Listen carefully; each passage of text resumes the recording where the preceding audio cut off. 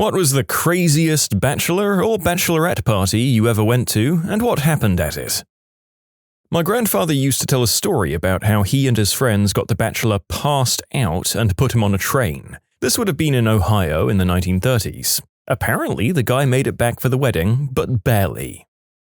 At a friend's bachelorette party, mild fun and hilarity was had. Drinks, food, silly party games, the usual. The bachelor party was happening a few towns away, and the groom was staying in a hotel room overnight with a few of his college friends. His best man got him off his face and encouraged him to sleep with his ex, who had somehow been invited. He confesses it all to my friend the next morning. It was really awkward. The wedding was on, then off again, then on for a few days. They did end up getting hitched, but now they're divorced. I remember sitting there during the ceremony thinking, they won't last, and he confessed that he'd never actually been in love with her. Marriage just seemed like a good idea at the time. I climbed a medieval castle wall and found a load of reenactors camping inside. I announced I was taking the castle and tried to drunkenly fight a few knights. I was marched out the gate, my kingdom in ruins. With no siege engines or supply chain to speak of, your conquest was destined to fail. At least you fell in glorious combat rather than on the bathroom floor of some seedy motel. Up to this comment, I wondered if I should be one of those obnoxious girls who don't let their fiancé have bachelor parties, but the chance of this happening over the chance of him getting a transmissible disease from an exotic dancer might persuade me. My best man fell down some steps at an adult dance club and somehow got his foot stuck under something. Another groomsman helped him and broke his ankle in the process. It was black the next day and he was on crutches for the wedding 4 weeks later. My dad likes to tell the story of a bachelor party a friend of his had, where they liberated him of his clothes, then chained him to a tree in front of his in-laws to B's house and left him there. He had been passed out drunk, and the future in-laws got woken up by his horrified screaming at 6 a.m. The wedding still went off a few hours later. Depending on the in-laws and their expectations, I feel like this isn't necessarily a deal-breaker. It might be a matter of what country you're living in, but I feel like a lot of people would put it down to just lads being lads. Who knows? Although personally, I think people who have the party the night before are insane. Is that an American thing? Oh, my story happened to the mother of the groom at a wedding in West England in the 1980s. True story. The groom was to be taken to a pub the night before his wedding. Stag nights were much more local back then, and he got totally blitzed. His friends dragged him up the path unconscious to his house at 3 a.m., opened the front door with his key, and then dumped him on the front room sofa. One of his friends didn't think he looked quite right sprawled on his back on the sofa, so he went to the kitchen and found a sausage in the fridge. Returned to the living room, undid his friend's zip, inserted the sausage hanging out at the gap, and zipped up. They closed the curtains and disappeared into the night. In the morning, the groom's mum walked into the room, which was still dark, went to the window, threw open the curtains, turned around, and there was the family cat eating the sausage. Mother fainted, hit her head on a stone fireplace, and missed the wedding, and had to explain why there was a bandage on her head for the following week. The groom was never allowed to forget it. In the UK, they're known as stag do for the guys. One of my colleagues, quite a few years ago now, held his stag do the night before his wedding. Never a good idea, right? We hit a couple of pubs before going for a meal in a Chinese restaurant in Chinatown, London. Afterwards, we got into a nightclub off Leicester Square. Long story short, my colleague disappeared. Got to midnight and we couldn't find him. He wasn't in the club, nowhere around it, wasn't answering his phone. We gave up in the end and went home. Got to church next day and there's the bridesmaid and the best man turning people away. Our colleague had apparently chatted up a girl in the nightclub and gone back to her place. So I guess he went too far. He didn't return to work as his now ex-fiancée also worked with us in the same department. That's how they met. So at least he didn't make things difficult at work. A friend of mine once told me about a guy she knew who accidentally touched an exotic dancer's butthole at his bachelor party, ended up sleeping with her and later found out he'd contracted herpes. We were mostly caught up on how one accidentally touches someone's butthole. Oops, sorry ma'am. Well, since we've already gone this far.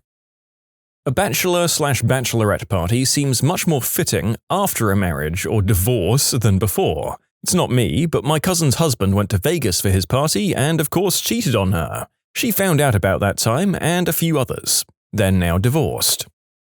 Bottle thrown during a fight at an exotic dance club sliced the best man's face from right above the eye to below the left ear. He looked like a bloody mummy at the wedding. Not my story, but my friends. Number 1. The bachelorette party was held out of town. The bachelor party was in town. Bachelor party concluded with everyone going back to the bachelor's little apartment to drink more. The bride got home from a nice weekend at the spa with her ladies to a totally trashed apartment. Holes in the wall, fridge pushed over and broken, cigarette holes in the couch, lots of broken plates and pictures, and the wedding was called off. The second, a cousin of the bride gets mad at the groom for some reason. She sends him a video she shot from the bachelorette party. It's a short video of the bride-to-be getting serviced by a gentleman in the washroom while laughing and throwing gang signs. The video ended when the fellow in question splooges in the bride-to-be and she yells, "Oh crap!" That wedding was called off too. For my group of friends, our bachelor parties have been a couple of weeks before our respective weddings and usually involve camping, breweries, firing weapons, and steakhouses. Never exotic dance clubs or anything sleazy. I don't really understand the rationale of going to be around those kinds of people or acting like a single guy looking for women. The rude part of me wants to say that it's only acceptable if you're trashy. The less rude part wants to say people justify it with, "You'll never get to do this again, try to enjoy it one last time," or, "If you go out and don't have a desire to try and get with any of these women, it means you're truly committed to your fiancé and ready to tie the knot." But honestly, that seems like a pretty ridiculous excuse to me. Former workmate was at one where they had a stag do in Spain. After a heavy day and night of drinking, upon getting back to the hotel, they got to daring each other to jump into the pool from their second-floor balcony. The groom-to-be completely messed it up and hit the edge of the pool with his head, breaking his neck. It didn't kill him, but now he has no feeling below his upper shoulders. Nice start to married life, making yourself a paraplegic. The exotic dancer wanted to spank the groom. The groom said no. The best man said no. Other groomsmen said no. She then said, "All right, well, I'm not going to kiss another woman." We'd hired 2 of them. "Until I spank someone." Well, I'm not letting that go, so I drop my pants and she says, "Let's go." She beat the crap out of my butt. I stood up involuntarily once, she hit me so hard. I had to hide the black and blues from the wife for a week. Funnily enough, it was the second time I've had it done. The first time, the lady in question was hitting my friend with a belt and he said stop. She grabbed me and told me to be a real man, and hit me. I said, "That all you got, you C-word?" And she loved that. And then she hit me right in that spot above your butthole but below your tailbone. Oof, I didn't sit right for a week. During my brother's bachelor party, we just planned on getting drunk and playing Time Crisis 3, but we ended up getting so wasted that we spent most of our tokens on Marvel vs. Capcom and Sunset Rovers. Wild night. This is realistically about as crazy a bachelor party as most of us will ever have, I feel, and you know what? Nothing wrong with that. I would rather a cozy night in with my best pals than waking up in the buck on a building roof next to a donkey, despite how good of a story that latter one seems. You can submit your own stories to be featured here on the channel. The story submission link is in the description below, and if you want to listen to some vibey music in the background, check out easymode, also linked below, and subscribe. Okay, so this one is a bit complicated. I'll do my best to explain everything so everyone can keep up. In college, I dated this girl. We'll call her Trish to protect the innocent or whatever. We were together for a few years and were truly in love. She and I ended up breaking up because I was stupid and she went off and joined the military. We stayed in touch and stayed very good friends, even as she moved to Germany with the US Air Force. In Germany, she meets a guy, they fall in love and decide to get married. He is from California, so they're going to have their wedding there. Trish's dad is a giant, crystal-loving piece of crap straight out of the armpit of Alabama. So seeing as she doesn't really have any family she wants at the wedding, aside from her younger sister, Trish asks me to walk her down the aisle. Of course, I agree to do it. So, I fly to California, ready to party. I meet the groom, meet his family, and get reintroduced to Trish's sister and settle in at my hotel. The bachelor party is that night, and I really have no idea what to expect. Remember, I've never met any of these people before, and the only person I know at the entire gathering is Trish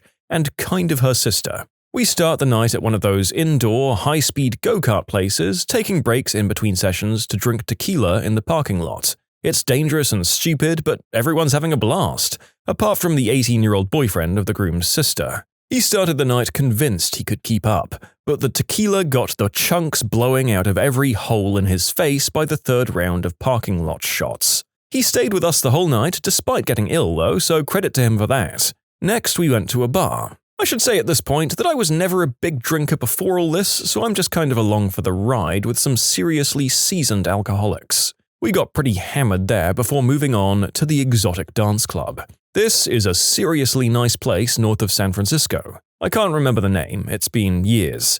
And it's announced that the groom is getting married tomorrow and it's his last night of freedom, blah blah blah. Instant attention for the entire group of us, about 5. The groom and the best man had set aside some serious cash for this, so there's lots of trips to the champagne room, including the one where we all get downstairs kisses from one of the nice paid ladies. There may be no full-body adult fun in the champagne room, but there is definitely mouth-to-eggplant action, Chris Rock. The night ends with us closing down the Exotic Dance Club, all of us hammered. The best man, who's a beefy military dude, sees the bouncer has a taser on his belt, and he wants to see if he can take a taser shot, but the bouncer refuses to do it. Instead, he volunteers that one of this guy's friends, us, can tase him, but the bouncer can't for liability reasons. I was hammered, and despite only knowing these guys for a few hours, I grab the taser and blast this guy in the ribs with it. Surprisingly, or maybe due to his drunkenness, he can take a taser shot. Cheers from all of us, all the tired dancers and bouncers and riffraff at the club at 4 in the morning. I was astonished and just happy I hadn't accidentally killed the person I'd just met. Everyone heads out and I ended up back at my hotel around 5 a.m. I needed to be at the wedding at 10 a.m. and I was jet-lagged from flying in from the East Coast anyway. I make it to the wedding just fine, not even hungover or anything. But wait, there's more. The wedding morning goes smoothly, aside from the best man looking rather worse for wear from his hangover and taser shot, the taser shot that he can't remember taking, but has a burn mark on his chest for some reason. As I was walking Trish down the aisle, she leans in and says, "If this doesn't work out, I can always call you, right?" I'm shocked, but I'm like, yeah, sure, whatever. The rest of the wedding goes smoothly, it's really fun, and the newly married couple is really happy despite what Trish had to say to me during her last seconds of being single. I mentioned these people were seasoned drinkers, and the after-wedding party goes absolutely bonkers. Everyone is frickin' plastered again, and with the bride and her sister being the only people I really knew, I ended up hanging out with her sister for most of the night. Trish was more than a little busy, it being her wedding night and having the entire party centered around her after all. Well, Trish sees me and her sister getting along so well and asks me a favor. I have a hotel with 2 twin beds. Can I take the sister off her hands so her and her new husband can have their first night as a married couple without her around? Sure, absolutely. Well, long story short, it seems the sister had always had a crush on me and we end up doing the deed in my hotel that night. The next morning rolls around and Trish and her new husband come to the hotel to pick her up. I answer the door in a state of semi-undress and Trish knows immediately what went on. She flips right the F out. The rest of that weekend was awkward as all hell. The groom's family and friends all hate me, and now the sister is seriously pining after me like I should have expected. It's a disaster. But I fly home, a good time had, and I just chalk it up to another friendship ruined over something dumb I did. I end up staying in touch with Trish despite her wanting to murder me. A few years went by and things were back to normal, so when her husband has to visit my city on business, I invite the 2 of them to stay with me for the night. They come, meet my girlfriend, hang out, get drunk, and they generally have a nice time. They leave the next morning and all seems back to the way it was before the wedding. 6 months later, Trish wants to come visit me again, alone this time. Her husband is out on military business for an extended period and she doesn't want to sit around Germany by herself for a month. So she wants to come and visit me for a week or so. Great! She comes along and it's just like it was in college. Best friends hanging out, but with the boyfriend, girlfriend, and doing the deed part out of the question. The night before she was about to leave, we were just watching TV, and she starts sobbing. Her marriage is falling apart, her husband is a jerk, she hates her life, and she wants to stay with me. She flies back to Germany the next day. She waits for her husband to come back from his business trip and informs him that she's leaving permanently and going back to the States. I find out about all of this about a week before she's scheduled to fly into my city, with whatever belongings she has in tow. He was supposed to mail the rest of her stuff, but he never did in the end. Originally, she was going to stay with family while she figured things out, but I invite her to stay with me. We end up falling back into old habits the night she gets back, and having amazing bedroom fun times. It isn't long before we agree to give it another try and we end up back together, despite my reprehensible behavior at our wedding. Skip ahead 8 years to now. We've been married for almost 6 years, we're very happy, and we have an adorable 4-year-old daughter. The night before Trish and I got married, instead of a huge bachelor blowout like her first wedding, she stayed with a friend and I spent the evening alone in my apartment playing my 2 favorite video games, Resident Evil 4 and Mike Tyson's Punch-Out, before going to bed at a reasonable hour. And yes, before you ask, her sister was her maid of honor at our wedding. It should have been awkward, but everyone had a great time. In short, dated girl, broke up, agreed to walk her down the aisle at her wedding, got drunk, did the deed with a working girl's mouth, tasered a guy, did the deed with her sister, but there was a very happy, if bizarre, ending to the whole saga, and that's where my life is now. Whoa, what an epic saga! Sounds like you guys both ended up with who you were meant to be with, regardless of the rocks that you hit getting there. Speaks volumes of how comfortable and accepting of each other you are that these other factors weren't lasting problems going forward, and that you had a long, happy marriage and a kid. And now, our final mega story for the night. Well, I have one, and boy is it a doozy. My friends kidnapped me for my bachelor party. We got in a car and drove down the coast to San Diego. Stopped along the way for seafood, listened to Bon Jovi and Scorpions all the way down, and had a frickin' blast. We got to the Hard Rock, of course, and immediately started drinking. I probably had half a bottle of rum before we even left the room. We went down to the pool, and my buddy yelled out, "Here's the Bachelor!" And that was it. Everyone was buying me shots. Literally, they had Jell-O shots in syringes that they plunged right into your mouth. I remember doing about 6 shots, in addition to the margarita in my hand, because mixing booze is totally a good idea, right? And then I got in the hot tub. Then I remember I couldn't find my friends. And a girl was taking me back to the elevators. And then my friends were in the room too, and I was completely undressed. Frick. The realization of what had just happened sobered me right the frick up, and I completely freaked out. I was jumping up and down in the room, completely undressed, limp manhood flopping around like a dying fish, screaming at my friends that they just let me cheat on my fiancé, and this was all their fault. They would not stop laughing. Apparently, what actually happened is that I got really drunk and started to pass out in the hot tub, so my friends escorted me back to the room to sleep it off. The girl I remember was one of my buddies who'd secured a wig during his partying and thought it was hilarious. They then showed me the wig. It was totally one of those blue and yellow Chargers wigs they wear at the football games. And the more I thought about it, it was absolutely the hair of the girl that I'd followed back to the room. Thank God. After leaving me in the room, they'd all gone back to the party to let me sleep it off, and I'd been in the room for about 3 hours, sound asleep. Somewhere after they left the room, I decided to take off all of my clothes, which is why I was completely undressed. They also showed me the several photos they took of them standing behind my exposed butt, giving thumbs up and making other obscene gestures. I'm going to be completely honest here. These are a good bunch of guys who are also jerks of the finest caliber. Much relieved, we decided it was best if we all just got dressed for dinner. It's important to note that, at this particular instant, everyone in the room, myself included, believed that I'd merely slept during the 3-hour interlude whilst I was in the room, and my friends were at the pool party. This, as we soon learned, was not the case. In preparation for the pool party earlier that day, we'd all changed out of our normal street clothes and into pool attire in the room. Among the many items left in the room as a result of the changing process were my friend's $400 pair of fine leather boots. Boots which, at that precise moment that we all decided to get dressed, were on the floor next to my bed. I put on my pants, my best man put on his shirt, another groomsman put on his suit, and our last friend stuck his foot into the first boot and discovered that it was full of the contents of someone's stomach, presumably chucked into there at great velocity as a result of too much alcohol. I believe he screamed, "What the ever-loving F," as he kicked the boot off his foot as hard as he could. Please, dear listener, take a moment to imagine how one physically kicks a boot off of one's foot. Does it shoot straight off in a lovely arc whereby any liquid, however unlikely, that might be inside of it would remain in the boot?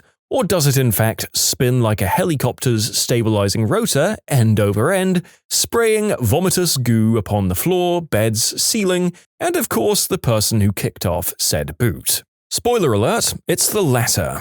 The rest of the story is all downhill. I was spared purchasing a new pair of boots for my friend, the other boot was also full, but I did have to clean the entire room. A task for which I somehow felt that a pile of bar coasters was an adequate tool. My friend changed out of his chuck-covered pants, showered again, and put on his jeans, with his shirt and sports coat, which were miraculously unfouled. We all went out for dinner, which I was not okay to eat given the state of my stomach, and I went back to the room and slept until morning, at which point much ceremony was made of everyone checking their shoes to see if I'd chucked up again. I had not. I do regret that I missed what was, by all accounts, a great party, but I'm glad that I had what I consider to be a true bachelor party experience. Namely, I had a party so absurd that it removed from me, for quite some time, the urge to party, or even the smell of alcohol again, thereby keeping me at home with my wife and happily within the confines of my marriage bed, a sanctity which I have never, to this day, violated.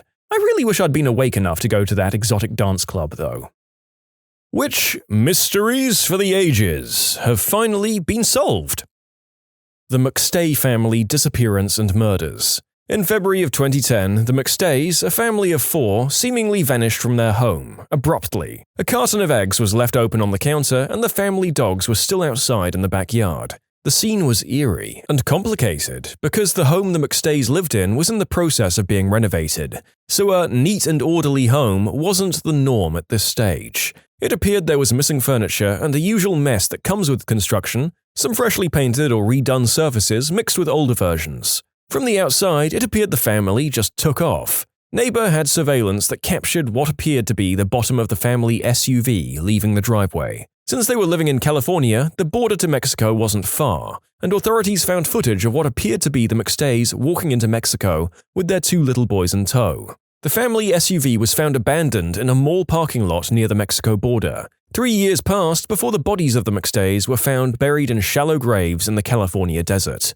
The bodies appeared to be in advanced decomposition and there were signs of blunt force trauma. A sledgehammer was also found buried with one of the bodies. Chase Merritt, a business partner to Joseph McStay, was arrested and charged with their murders in November 11, 2014. His trial was delayed for years until 2019. He was sentenced to death. Motive? Chase had a gambling addiction and had been and continued embezzling money from the business. His DNA was found in the McStays' abandoned vehicle. He bludgeoned his business partner and their family to death for money.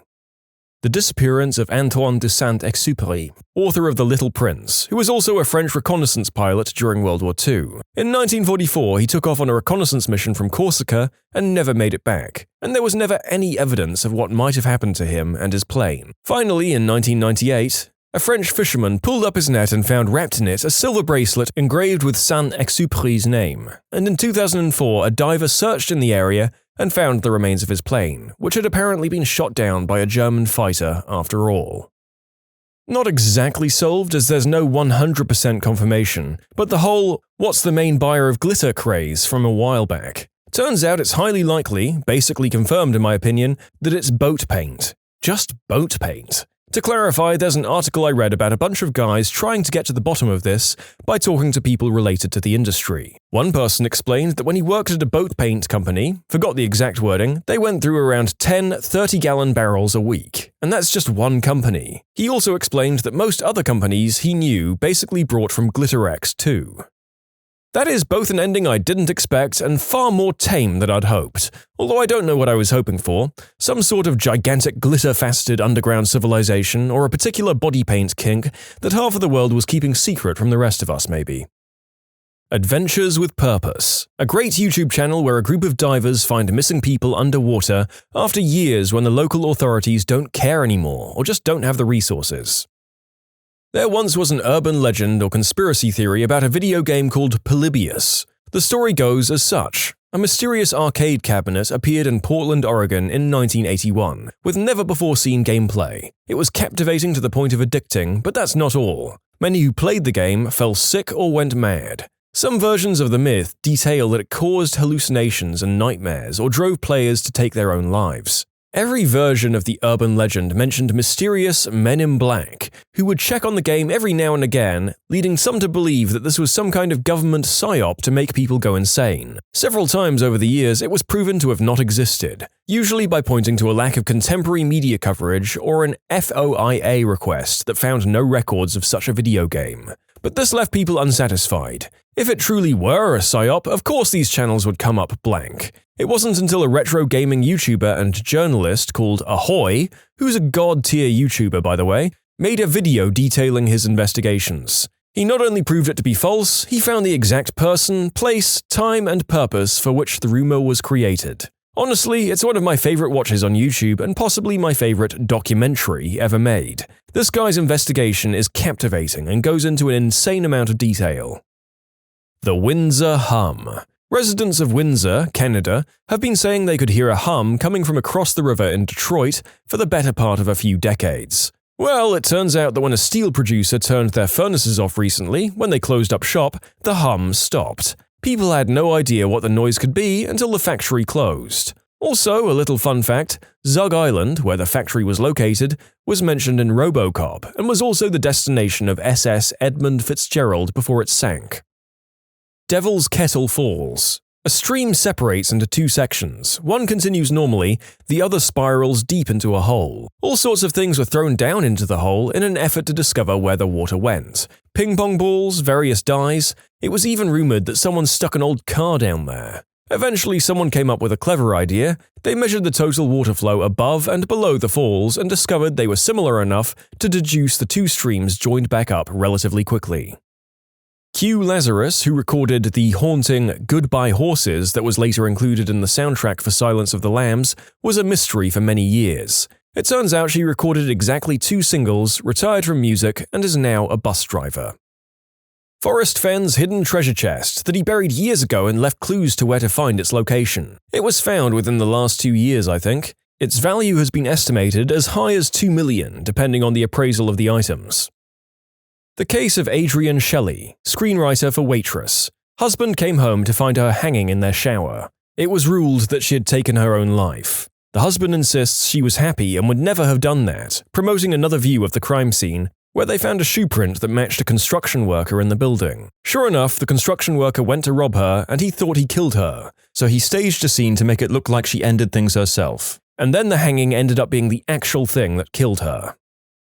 The Erebus and the Terror were found a few years ago. The 2 ships were part of an Arctic expedition and disappeared 150 years ago. They had a whole section of the Museum of History in Ottawa for it a few years ago, with some remnants of the ship. It was very interesting. One thing that struck me was for years, the local indigenous population talked about those crazy white guys trying and failing to sail through the Northwest Passage, and ended up resorting to cannibalism in an attempt to survive. Their stories were ignored for decades, but what do you know, the oral histories ended up being an important part of finding the wreckage, and they found cut marks and evidence of cannibalism on some of the bodies found on King William Island.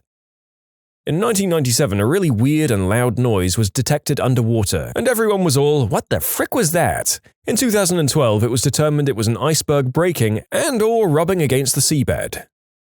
The Sailing Stones of Death Valley. Rocks would magically move up 1,500 feet in the desert. Turns out it gets cold and freezes the ground overnight, and the rocks would get pushed by the ice sheets that melted under the wind. I would probably have assumed it was just very bored and very dedicated pranksters working through the generations, and somehow this amazing scientific phenomenon is kind of disappointing. Benjamin Kyle, man found beaten behind a Burger King with severe amnesia. It was a fascinating mystery until it was solved, then it was kind of sad. He had made TV appearances, had a couple of AMAs on Reddit, but no one could identify him. When his identity was discovered, William Burgess Powell, there was still a gap of 20 years in his life from 1984 to 2004. There's no record he had done anything. He had distanced himself from his family and had no friends, which is why no one recognized or identified him from his TV appearances. When he was saying his name was Benjamin Kyle, it was actually Benjamin. He was actually pretty certain that his name was spelled with 2 A's. How he came to that conclusion when his name is nothing like that is still a bit of a mystery. 1947. A British South American Airways aircraft named Stardust disappeared. Its last message was simply, "Stendeck. Severe turbulence encountered, now descending." After an exhausting search, no trace of the aircraft was found. For years, conspiracy theories and talk of alien abduction by wackos circulated. Until 1998, when mountain climbers on a remote mountain found an engine, pieces of metal, and clothing at the bottom of a glacier on the side of Mount Tupungato. Turns out the aircraft got caught flying the wrong way in the jet stream while it was flying at night and used a system of timing when to start their descent. Being in the jet stream reduced their airspeed in relation to the Earth and they smacked themselves into the side of a mountain, after which an avalanche covered the wreckage. The wreckage took decades to flow down the sides of the mountain with the glaciers. The glacier preserved the wreck so well that 50 years later, the recovery team found identifiable remains, personal items, and could read serial numbers on the engines. Amazingly, one of the landing gear tires was still inflated, and teams continued to visit the site periodically as more of the aircraft, cargo, and remains of passengers are still emerging from the ice. While it doesn't give us who the Zodiac Killer is, just recently his most famous 340 cipher was solved after 51 years. According to Oranshak and the team, the message reads, "I hope you're having lots of fun in trying to catch me. That wasn't me on the TV show, which brings up a point about me. I'm not afraid of the gas chamber because it will send me to paradise all the sooner, because I now have enough slaves to work for me where everyone else has nothing when they reach paradise. So they're afraid of death. I'm not afraid, because I know that my new life is life, will be an easy one in paradise, death." Dan Rather was attacked and beaten on a New York street by two men who kept demanding, "What's the frequency, Kenneth?" He was rescued by a doorman, and the two guys got away. For years, no one knew who they were. Then a man invaded NBC studios and killed a stagehand. When captured, he explained that the networks were beaming radio messages into his head. He wanted to know the frequency they were using so he could jam the signals. Dan Rather was shown a mugshot and positively identified his attacker. You can submit your own stories to be featured here on the channel. The story submission link is in the description below. And if you want to listen to some vibey music in the background, check out easymode, also linked below, and subscribe. Another science mystery. Back in the 1800s, evolution theorists had predicted the age of the Earth to be several milliard years, since this would have been necessary for the current life forms to have evolved. But Kelvin, the #1 superstar of physics at the time, had used thermodynamics to calculate the age of the Earth based on the temperature of its insides, and he said it was quite a bit younger. This was a mystery for many years and was considered one of the major flaws of then-current evolution theory. It was not until the early 1900s they found the answer. Radioactivity. Decays of uranium and other radioactive elements are heating up the Earth, so the cooling takes longer than expected. The biologists were right all along, but when the scientists who made the discovery were about to present their findings, who's sitting at the back of the lecture room? It's Kelvin! Now an old man, he's still alive and has come to watch their presentation. They were terrified at the idea of having to stand in front of the Lord of Physics himself and basically explain why he was wrong, but to their great relief, he immediately fell asleep. I think about this when I myself fall asleep in physics class. It happens to the best of us. What Dinoceras looks like. When I was a kid in the 80s, all that was known were the bones of the arms with enormous claws. Hence, its name, Terrible Hand. They were mostly shown grasping a small car because they were so fricking huge. The rest of the animal was a complete mystery. Was it like a giant Allosaurus? One that'd make the T-Rex look like a puppy in comparison? A few years later, it seemed more likely to be ostrich-like and omnivore. Either way, given how rare it is for fossils to form at all, I was convinced I'd die never knowing what this dinosaur actually looked like. Then, surprisingly, in 2014, they found more bones, and it was just the weirdest thing. This one is strange. A guy is out drinking with friends late at night and leaves. He starts wandering the streets, and a CCTV sees him enter a cul-de-sac. Then he's never seen again. Some think there's foul play, since an accidental death would at least result in a body. But then family and friends reveal that he had a very strange habit of falling asleep in garbage bins when he was drunk. A few hours after he entered the cul-de-sac, the garbage truck came and picked up the bins. Later, after looking at the logs, it turns out that one bin weighed several hundred pounds more than it should have. But that was only recognized after it was too late. Damn. So the guy probably suffocated on trash while drunk or got crushed. Britt here. I seem to remember the police realizing quite early that he was most likely in the dumpster. They searched the landfill for months and unfortunately were not able to recover his body.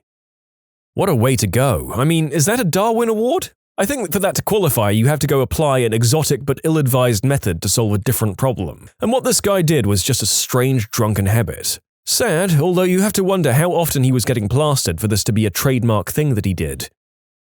Mark Felt was DT, the key source for the journalist that pursued the Watergate story. Met him once in the 80s. He was a connection through a business associate of my father's. When it came out that Mr. Felt was DT, my dad called me to remind me of the dinner that we'd had when I was a kid. I don't remember much other than the intimidating vibe. The type of guy who, even as an 8-year-old, I didn't need to be told to mind my manners around. I just did that because he was scary, and his wife wore a hat with a fake bird in it. So in the early 2000s, someone posted new wave music that had been initially recorded off a German radio station on cassette around 1985. It contained about a minute of a song that became known as Stay the second time around, that no one seemed to be able to find any more information about. This became a pretty famous earworm internet mystery until 2013 when folks on Reddit discovered the actual song and artist. It turned out it was a song by the Swedish artist Johan Lindell titled Up on the Roof, that never became any kind of hit up until that time, and had never been re-released after the original analog release. El Dorado, or the Lost City of Gold, turned out to be a mistranslation. It was just the name of some guy that got mistranslated to the name of a city. Sounds like exactly what someone who's on the trail would say. The trail that we blaze! They heard stories of a Muisca ritual where their leader would be covered in gold dust and then jump into a lake to sacrifice the gold to the gods. The Spanish called him Golden Man, El Dorado. Eventually, they believed the name referred to a city, not a person. The murders of Jay Cook and Tanya von Keulenborg. A couple from Victoria, BC went on a short trip to Washington state in 1987 and were murdered. It remained unsolved until 2018 when a genetic match on the DNA found on Tanya was found. The story was of interest to me as I live in Victoria and remembered the story on the news when the murder happened when I was a young kid. Between 2010 and 2015, I actually worked with her younger brother. He grew up and became a lawyer. Very nice guy, and I was so happy for him when they announced it was solved. The Andreen McDonald case. She and her husband Andre, yes, Andreen and Andre, originally were from Jamaica. They moved up to my town in Texas where Andre was Air Force and Andreen was a bodybuilding business owner. Andre was pretty jealous that Andreen was more successful and was constantly begging and demanding that she make him co-owner of her company. She always said no. One day he'd had it and did away with her. The gym that she frequented every single morning got concerned when she stopped showing up. She was very close with the ladies she worked out with and even gave them a key to her house. She told them that if she ever went missing, that her husband probably did it, and they knew he had an attitude. So one day, while Andre was out, the ladies went to check on Andreen. Her car was there, her wallet was there, but she wasn't. They found blood and hair in her bathroom. That's when the cops were called. Cops showed up when Andre was home and asked about Andreen. He said she was in the hospital. They asked him, if she's in hospital, how come her wallet's here? He responded simply, talk to my lawyer. They got a warrant and were able to search the house further, saw more leftover evidence in the bathroom and evidence of clothes had been found burned in the fire pit in the backyard. But no body. So all they could do was charge him with a missing persons deal. Andre was super snarky about it too. How he'd be proven innocent, how the cops would never catch on. Little did he realize how loved Andreen was, and how much Texas ranchers hate corrupt and snarky murderers. Crowds gathered daily and were given permission to sweep over the rancher's land for any sign of Andreen's body. Just as the crowds started feeling defeated and Andre started to see hope of being released, a rancher was scoping his field. He had heard coyotes out and went to see what could have enticed them. Surely enough, he found human bones, later identified as Andreen. So yeah, proper charges were able to be filed. So some ask why she stayed or why he felt jealous that she was more successful. Remember, they're from Jamaica. The whole point of coming here was to better themselves and bring pride to their families. So she was doing great, but because she was doing so good, his family was kind of looking down on him because his wife was better and more successful than him. Then she stayed with him, mainly because she wanted to try and make sure their daughter's life could be as normal as possible. Sucks that it kind of backfired for her, but now she's being taken care of by her aunt and grandma, who both love and support her. What a grim story. Not that I ever intend to murder anyone, but doing it and then staying put and complacent in a community full of people who suspect you doesn't seem like the smartest move. In the 1970s, a number of Japanese citizens disappeared from coastal areas in Japan. After many years, it was found out that North Korea had abducted them. Most of the missing were in their 20s. The youngest, Megumu Yukata, was 13 when she disappeared in November 1977 from the Japanese west coast city of Niigata. In case anyone else is interested, also go look up the time that Kim Jong-il kidnapped a South Korean director and his actress wife, as well as the special effects team behind Godzilla in order to make his own monster movie, Pulgasari.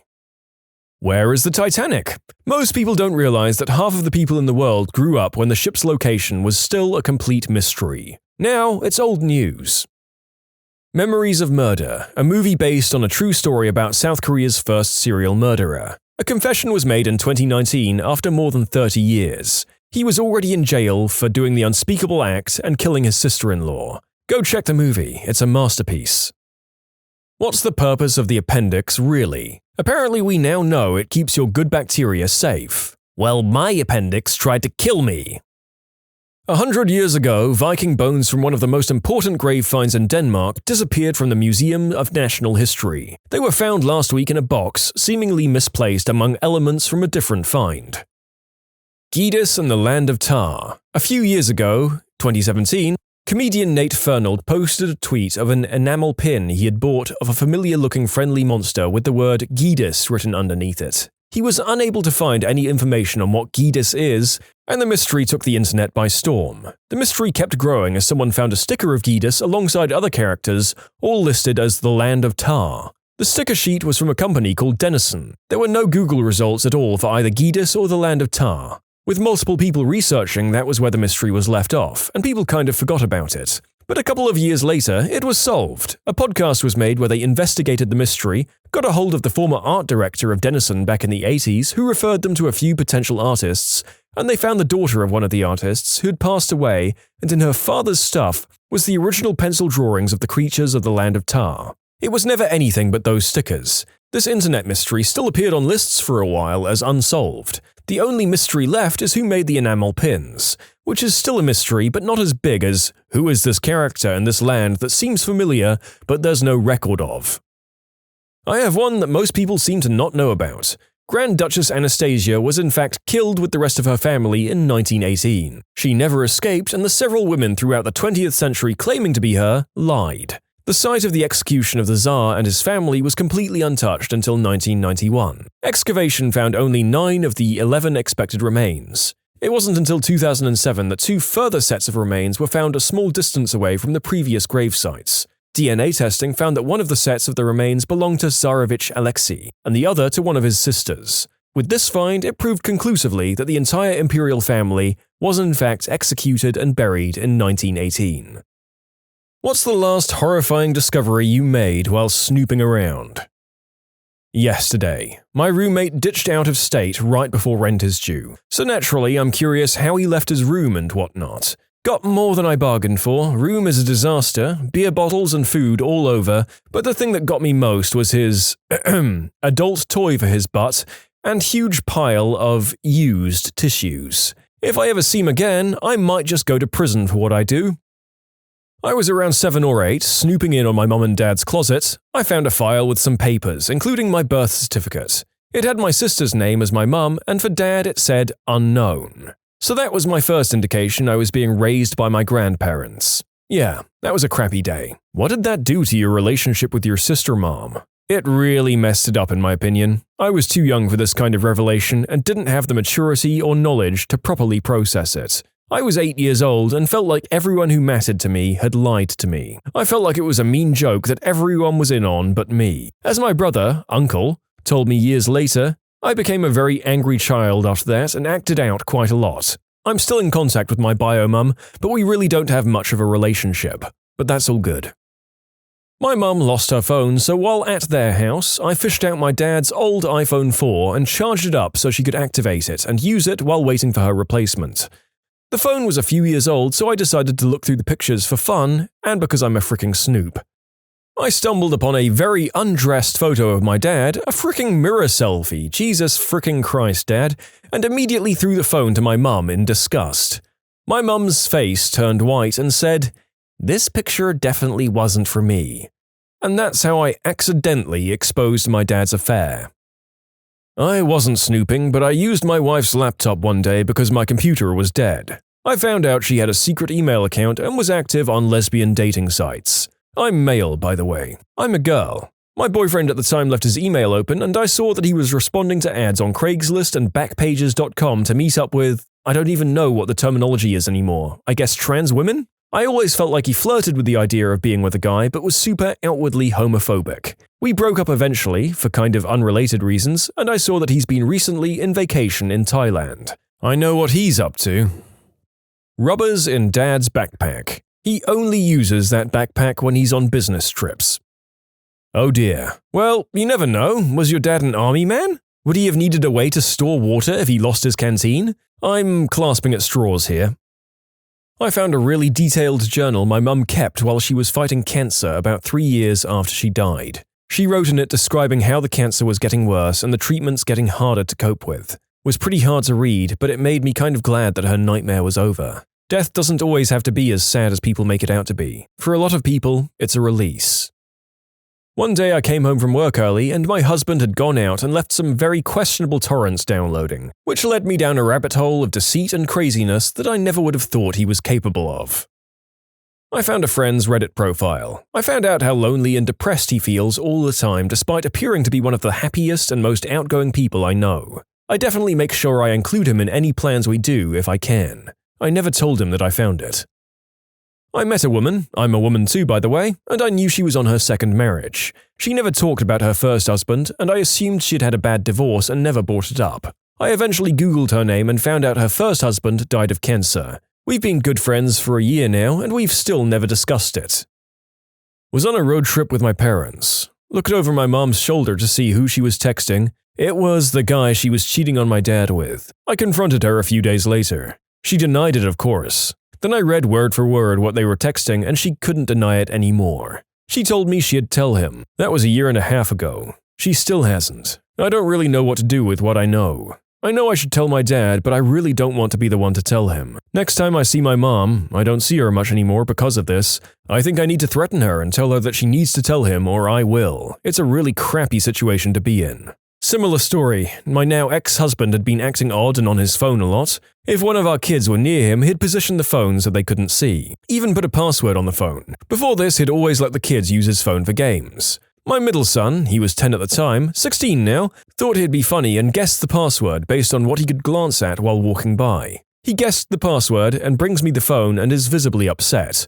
I look down at the phone and there's an email my husband has sent to another woman, telling her how he missed her and loved her, etc. I only read the first few lines before I confronted him. He just laughed. My son sat on the front porch that night with me. He wouldn't leave my side. He's still a sweetheart at 16 and very protective of his mum. When my father died, I was going through his computer looking for information regarding accounts, etc. I looked at his internet history to see what might have been important in his life leading up to his death. Apparently, he didn't know about incognito mode when surfing his adult content. About 11 or 12, staying at my uncle and aunt's. They went out for the day and I stayed back as I was feeling ill. Looked in their closet and found a suspicious video. Popped it in, lady in greenhouse spreading herself. Nice. I started cranking it. Realized it was my aunt. When I was snooping through my parents' closet in middle school while they were out, and I found a toolbox full of adult toys and penthouse forums. So, yeah. Found a bunch of letters written to and from my parents about my dad's infidelity. I think they wanted to really think about what's on the page. It's caused me significant emotional distress because I'm not supposed to know and I can't tell my sister or talk to them about it. People who are technically my equals at work get paid more than me, but yet they introduce me as, "Oh, this is John, he's our main guy. Ask for a raise, and if not, start looking around." I'm already doing both. A couple of years ago at my old job, the time came for our quarterly raises. Mine was pretty crappy, and I wasn't too happy about it. I went to grab the printout of my new pay rate and saw one of the new employees' printouts underneath it. His raise, while still minuscule, was almost twice as much as mine was, and his hourly rate was higher too. I was teed off. He'd only been there a couple of months and he had less knowledge of the products we sold. We were salespeople at a major wireless carrier, and he was late and absent all the time. But since he had an outgoing personality and enjoyed bullcrapping with the customers, I guess he was more valuable to the company. I quit shortly after that. I was about 7 or 8 years old, snooping around my parents' room and found an original copy of The Joys of SEX, an entire book of ugly, hairy people climbing on top of each other.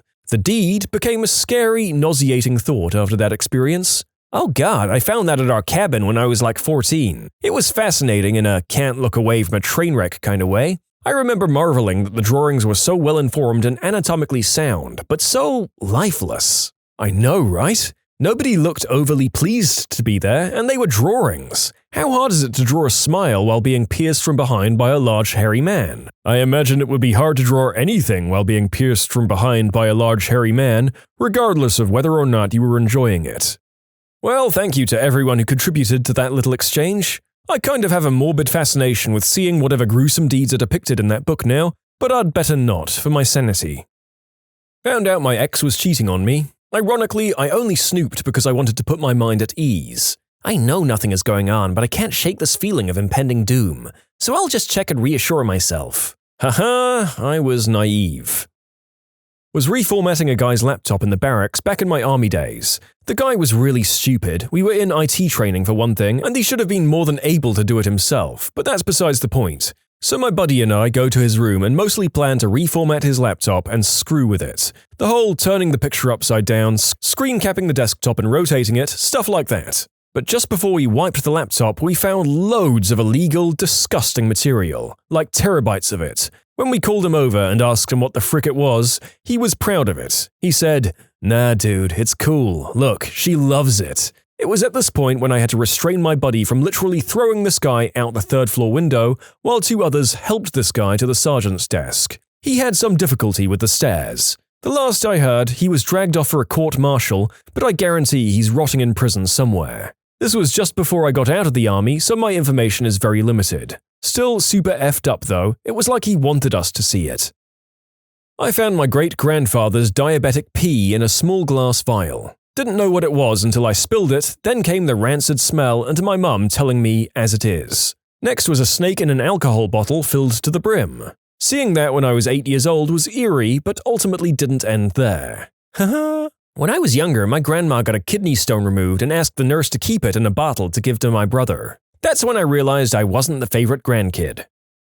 My partner left her phone in my car and I got a feeling like I should check it. I'd had 100 opportunities to check her phone but never felt the urge. I always figured there was something about her behavior that triggered some kind of subconscious suspicion that caused me to check it. It's not like I went through all her text messages or anything either, just the last few texts and the most recently updated conversations. That's exactly what I did. It was a coworker of his and the way he talked about her made me uncomfortable. Also, whenever she hung out with us, she made no effort to interact with me at all, and I always kind of felt like a third wheel with my own boyfriend. If she was already there when I came over, she'd sort of fall silent and they both looked slightly guilty. I asked him about it a couple of times, very calmly mind you, and he always got defensive and started moping because I didn't trust him. Turns out he was a pretty good liar, haha, but very dumb to leave me bored in a waiting room with nothing but his phone to entertain myself.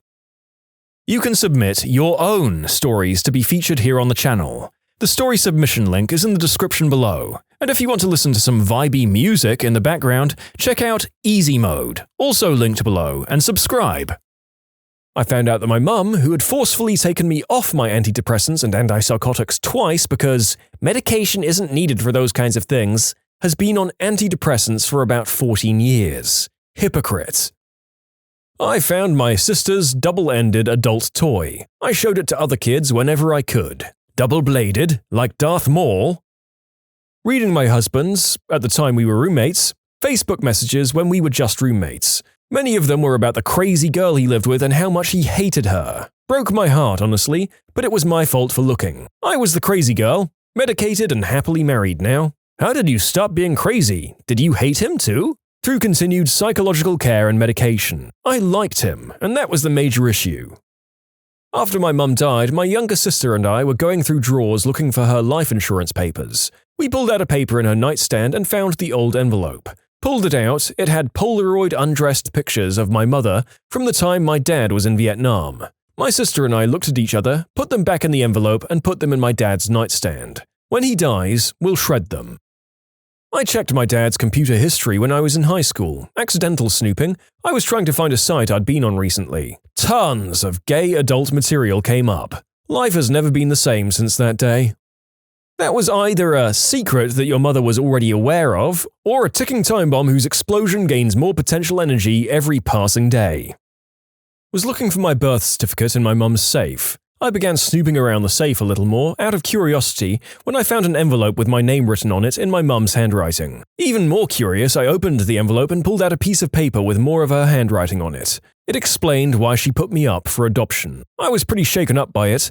She nearly gave me up. Sad part? She's a crap human being, and I sometimes wish she had. Years ago, I was digging through my mum's sock drawer looking for a pair of low-cut socks to borrow, since mine were all dirty and I didn't have time to do laundry. I felt something rubbery and was confused until I saw what it was. I'd accidentally grabbed my mum's marital aid.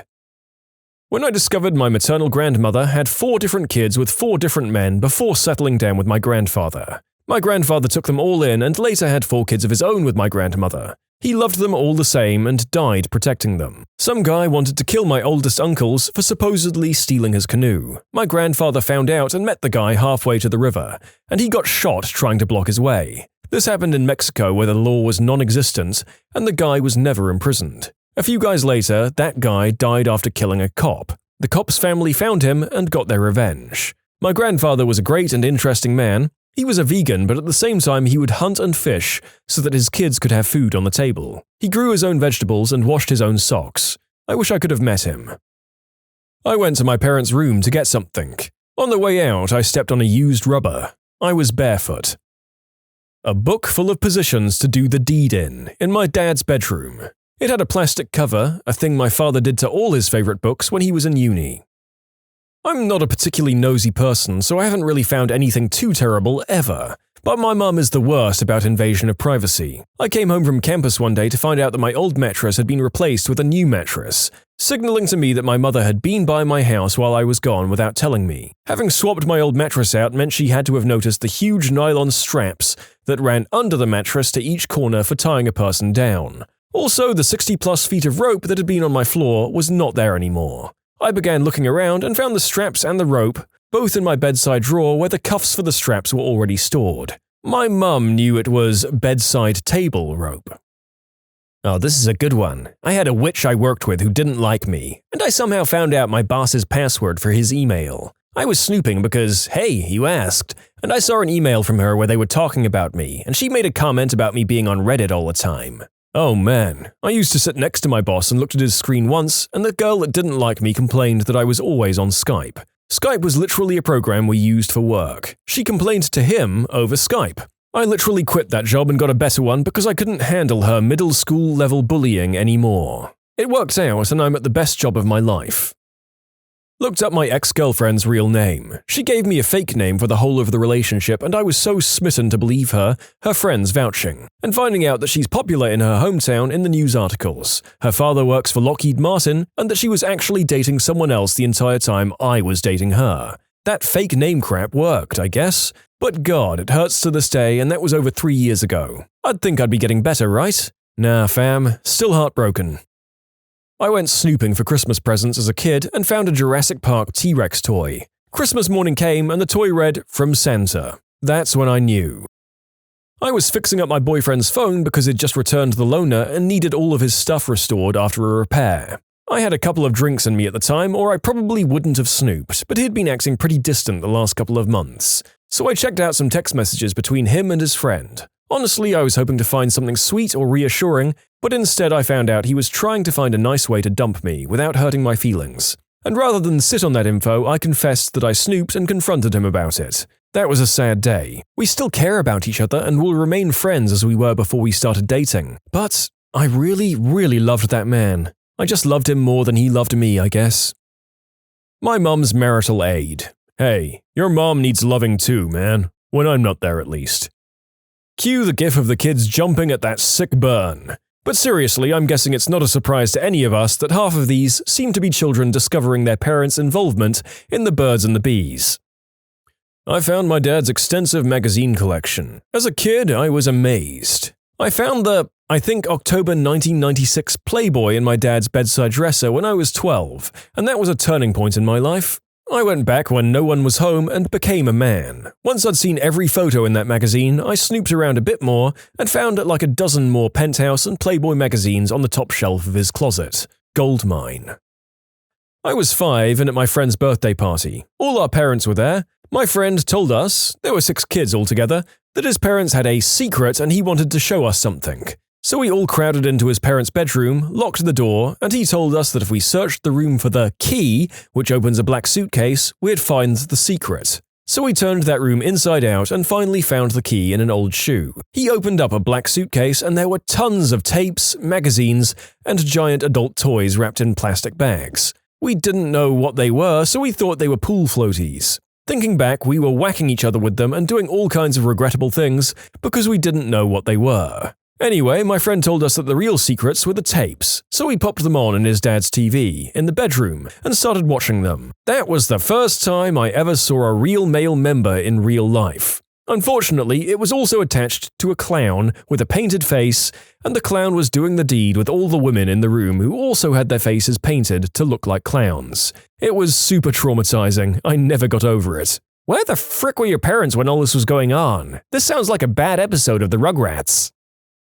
Oh man, I was at a friend's house and he left me for an hour or so to pick up some other friends from a train station about an hour away. I figured I'd be cool and surprise everyone with some green herb when they got in. I was rolling on his dad's PC desk when my roach kind of slips under the keyboard. So when I lift the keyboard, there's a bit of paper stuck to the bottom with the password written on it. He has a smoking hot mum, so I decided to snoop on them. Instantly regrettable. A search for pictures yielded about 100 pics of his dad in women's clothing, stashed in a hidden folder called Medical Records. I shut down the PC and never spoke about it to anyone. I've not seen my friend in a few years, but I hope for the sake of his family it's still all hidden. His dad is some big-time financial director for a well-known supermarket chain. I don't really know how it would affect his career if everything got out.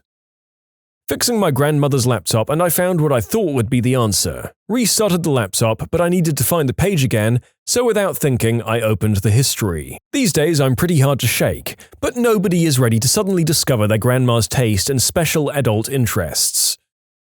Actually never regretted any of my finds while snooping, and I have found some crap. However, the one that was the biggest shock was when I found out Grandma was a smoker. Grandpa is heavily against smoking, by the way. A human skull in my neighbor's woods. I was snooping through my partner's emails for updates on a sad family situation that he has trouble talking to me about sometimes, and an email came in from his bank alerting him to suspicious activity. I opened it and saw the suspicious charge was for $2,500 at a jewelry store. Yep, ruined the surprise of his proposal. He still doesn't know, 3 years on. What's a glitch in the matrix you've used to coast through life?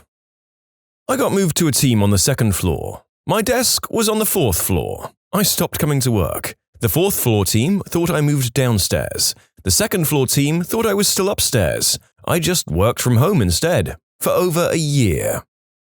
A while ago, I read about a forgotten employee who coasted by on a job he didn't understand. It was supposedly a true story. The author explains how they'd worked in a company for years, and at some point they were moved to a new position, within the same company. When he moved to the new position, no one really told him what the position actually was, and what he was meant to be doing. After a week, and then a month, he still didn't know, and it was too late to ask. So he was just filling time by coming into work and messing around all day. It had a bit about him getting a call from another company employee in a different city with the same job title. The author tried to pretend he knew what his job was before realizing the other guy was doing the exact same thing as him, and only called to try and find out from the author what the job might be. Whether it was true or not, it was a funny read. The article was called Forgotten Employee. Here's the quote. "The next day, I showed up at work with a new purpose in life. What I'd come across was even better than having no job. I now have a job with no responsibilities." So, there's a local convenience store called Sheets. A new store opened and they gave out sheets of 5 free coffee coupons. After a while, they just had them sitting out in a pile for you to grab. I asked one day if I could grab 2, and she said, "You can take the whole stack for all I care, we have a ton of those." So I did. I procured myself 500 free coffees. Sheets also has a rewards program. Every 10 coffees you buy, you get a free one. Every time I use a coupon, it still adds a coffee to my 10 count. I currently have 30 free coffees on my card and still a small stack of free coupons. Sheets is the best. One day the whole world will know that name. Not if that's their business strategy. A certain popular pizza chain in the UK once royally effed up my order, and head office sent me a voucher for a free pizza. Any size. I've had it for nearly a year now, and the delivery guy has never asked for the voucher, so I've had a lot of free pizza. So you just kind of say, "I have a voucher for pizza" over the phone, and they trust you? Usually the guy on the phone doesn't have a clue. He puts me on hold, and then the manager asks a few questions, and every time they explain that I need to give the voucher to the pizza delivery guy. I never give the voucher, I'm never asked for the voucher, I've never been contacted about the voucher. I've used it on 2 to 3 stores, but I space it out because I'm scared they'll remember me. This is the sweetest deal, but these people eventually get found out most of the time, as the person in the next story can attest. Until last year, I'd been using an unrestricted free Big Mac coupon that I found on the internet. Not sure if someone edited it to remove the date or if they merely left it as an oversight, but I'd get a Big Mac every week and claim that I'd won a book with 52 of them. Eventually, a manager called my bluff and sent the coupon to someone higher up. Came back next week and saw it framed with a caption, "Longest running scam." I turned around and walked out. Once, cardamom pods were for sale at a local grocery, but instead of being $14.95 per ounce, the computer messed it up and they were $1.49 an ounce. I bought a lot of cardamom, and I made a lot of sweet buns. Thug life. There was a snack machine next to a soda machine. When you bought a snack, the soda machine would spit out a Mountain Dew. Another job had a soda machine where if you hit the button repeatedly after putting in your money, you'd get multiple sodas.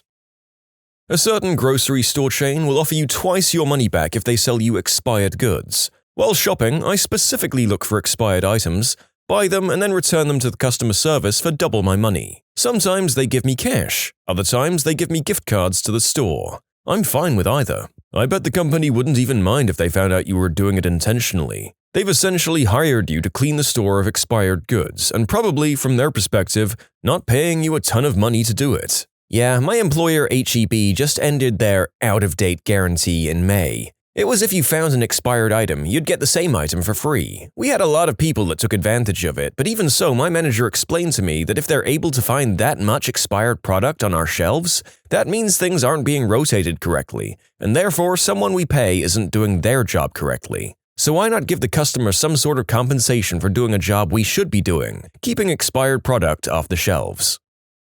I downloaded LimeWire Pro off LimeWire. Holy crap, people still use LimeWire? I was using that back in the 5th grade, early 2000s, I think. A global hotel chain ran a promotion a few years ago where they sent a link to book a night's free stay. There was nothing to stop you from using the link repeatedly. I was stuck at Union Station in DC during Hurricane Sandy, and I used that glitch to house a lot of fellow stranded travelers. They either figured it out or the promo ended, but it went on for 9 months.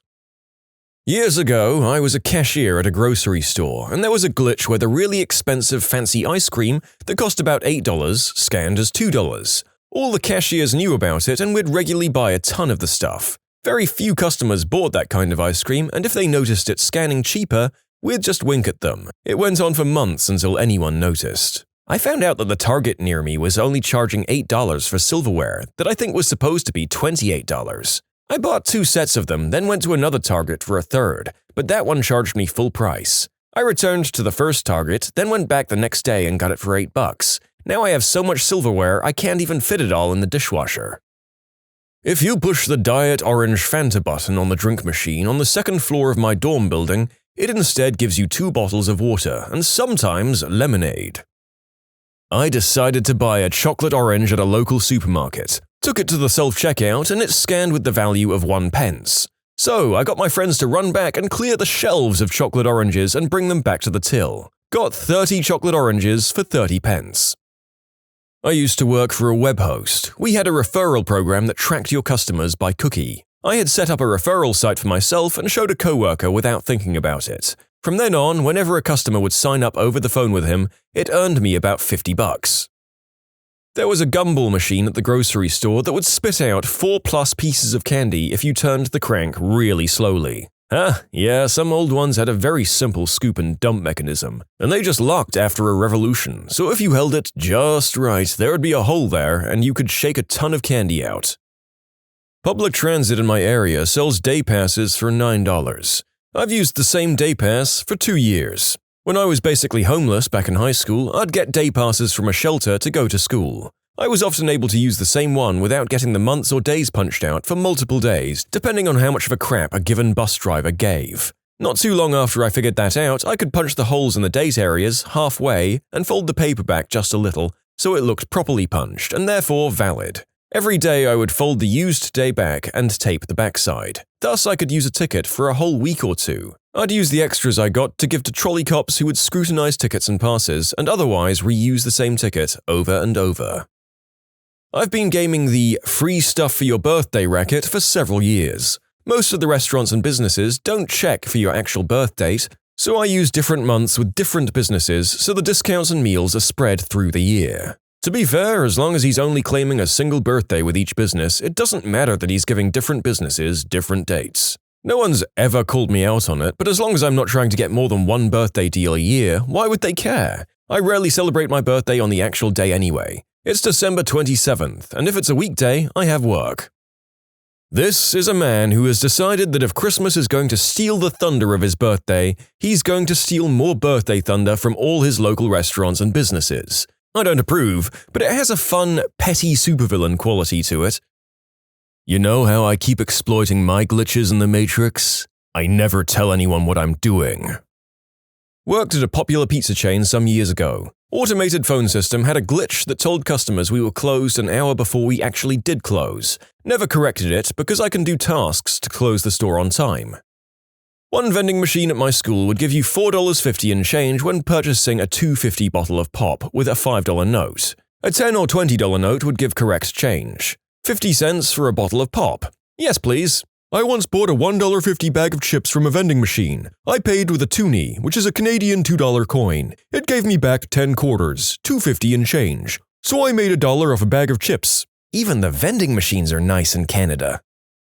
I have a lot of traffic lights on the first mile or two of my drive to work, so I leave at 6:55 and I get to work 15 minutes early because I catch blinking yellows. I used to leave at 7 and get there just on time, and any extra traffic made me late. When I was 13 or 14, I had a sweet tooth and no money for sating it. Luckily, all the kids at the private school I went to did have money, so my best friend and I devised a plan to separate them from that money. Every morning before school, we'd go into the local co-op, buy various snacks, chocolate bars, flapjacks, crisps, etc., and take them to school in our bags. Then we'd run a small black market out of our lockers during breaks. There were no vending machines in the school and very few snacks available from the refectory, so we were completely in control of the market and made a lot of money. One year, this went into overdrive for Easter, making us over 400% our usual profit due to a pricing error at the coop. 6 Cadbury cream eggs were being sold for £3.99, giving us a $2 profit when we sold them for £1 each to our eager peers. But 12 cream eggs were only £3.69, giving us over £8 profit per pack. With cream eggs being a seasonal item, they were immensely popular at school. After a month or so, regrettably, someone picked up on the error and corrected it in their system. When we walked up to the till with 4 12-packs each, we discovered they were now priced at £6.99. So I assume they should have been all along. Luckily, when our faces fell and we explained they were only £3.69 on the shelves, the cashier rang them up at their shelf price. The next day, they were back to their usual price though, on the shelves and system, so we went back to our old ways of scamming slightly less money out of our peers. You can submit your own stories to be featured here on the channel. The story submission link is in the description below. And if you want to listen to some vibey music in the background, check out easymode, also linked below, and subscribe. When I was a kid, the soda machine at the pool didn't recognize when you'd hit the coin return. You could just cycle the same dime through the machine enough times and then make your selection. You'd even get your dime back at the end. When I was 7 on Halloween, I dressed up as Batman, then hit all the houses in my neighborhood. It was only 8, so then I dressed up as Spider-Man and got all of the houses again. Double the candy, mother effers. I miss all the candy, so I'm thinking of trick-or-treating this year as an adult. Not really a glitch, but I found out I could fit my arm into the vending machine at college and pretty much cleared out the bottom shelf. Fish and chips shop near my house. Gumball machine inside. Put money in and turn for 9 clicks. Hold dial in position. Flick a few times just underneath the dial. Turn for 1 more click and hold in position. Gumballs will continue to be released for as long as you hold it there. $1, unlimited gumballs. How could you possibly learn that? He started with 1 click. I had a Pepsi machine at college that ate people's change returns. I figured out how to get it unstuck and usually ended up with a soda and $4 every time I went to it. My Sprint phone gave me a Wi-Fi hotspot without me paying for it for about a year. I updated the firmware and lost the functionality, so I called Sprint to ask what was wrong. I was supposed to be paying for the Wi-Fi ability, $30 a month, and the lady asked if I'd been using it for the past year. I hung up, saved myself $360 without even knowing. My old job had a pretty high turnover in terms of managers, so none of them really had time to learn the intricacies of our building, nor the abundance of legacy and experimental job titles that people had been assigned. As the lone stockroom attendant, I used my knowledge of the basements and the fact that no one, including me, knew what the heck I was supposed to be doing, to go and have naps or generally hide and do nothing for most of the day. Purchased a 3-day trial for a website. Cancelled it on the 3rd day. Access to the site remained active for the next 7 years.